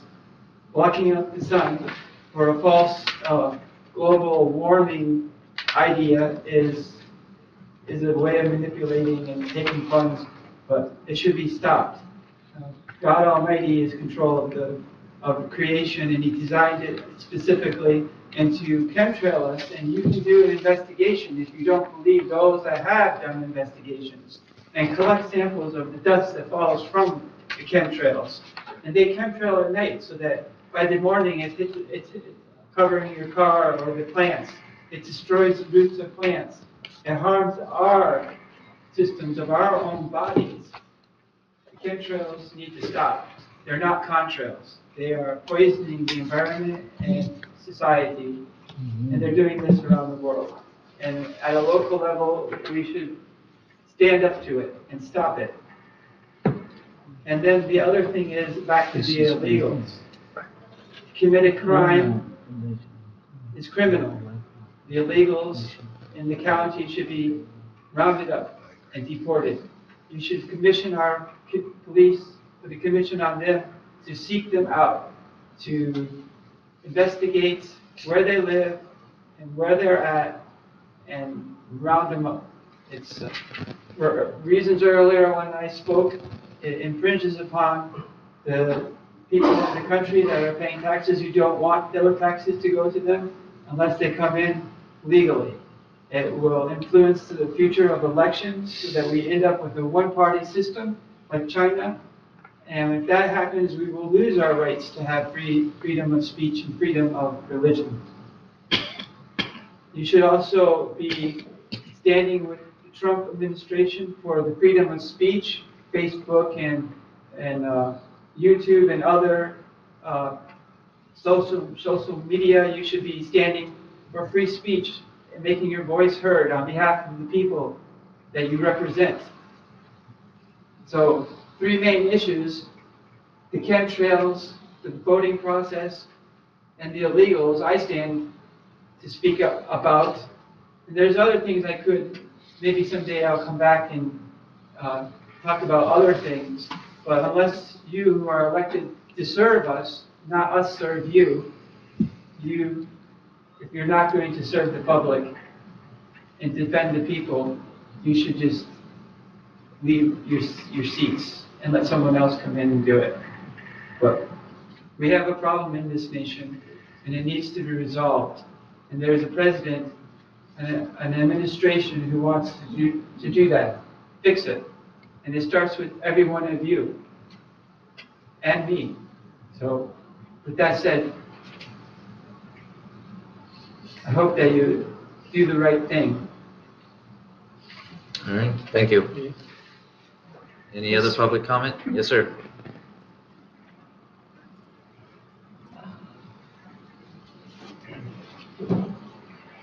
John Hartwell, something. Elections in this county have always been free, fair, always will be.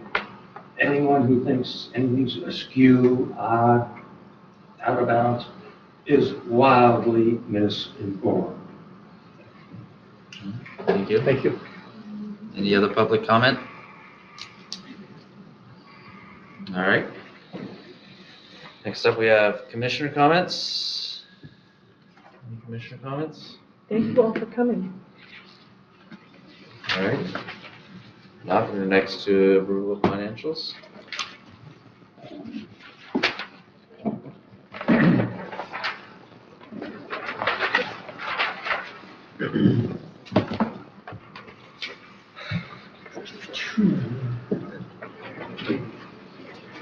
You want to do post audit first? So I'd make a motion that $2,986,912.81 be approved for post audit. Support. Support by Commissioner Alguier. Discussion? Not, all in favor say aye. Aye. Opposed say nay. Motion carried 7-0. Then I'd make the motion on claims and accounts that $239,272.71 be approved.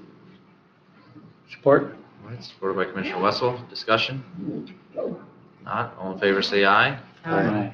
Opposed say nay. Motion carried 7-0. I did have one question about safety net.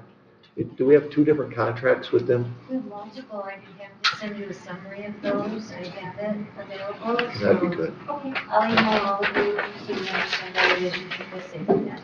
Thank you. Okay.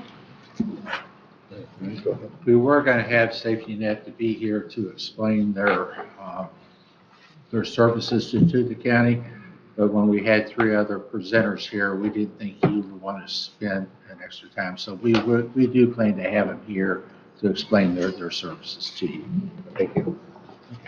I was just concerned about it because we have, we just hired another IT person, and then I see that we have at least two contracts with them, and so we're. But they don't do any of the work inside to take care of our machines or stuff, anything inside this building. They're more of an out here than rather inside. So. Okay. All right. Hope to adjourn. All right, we're adjourned.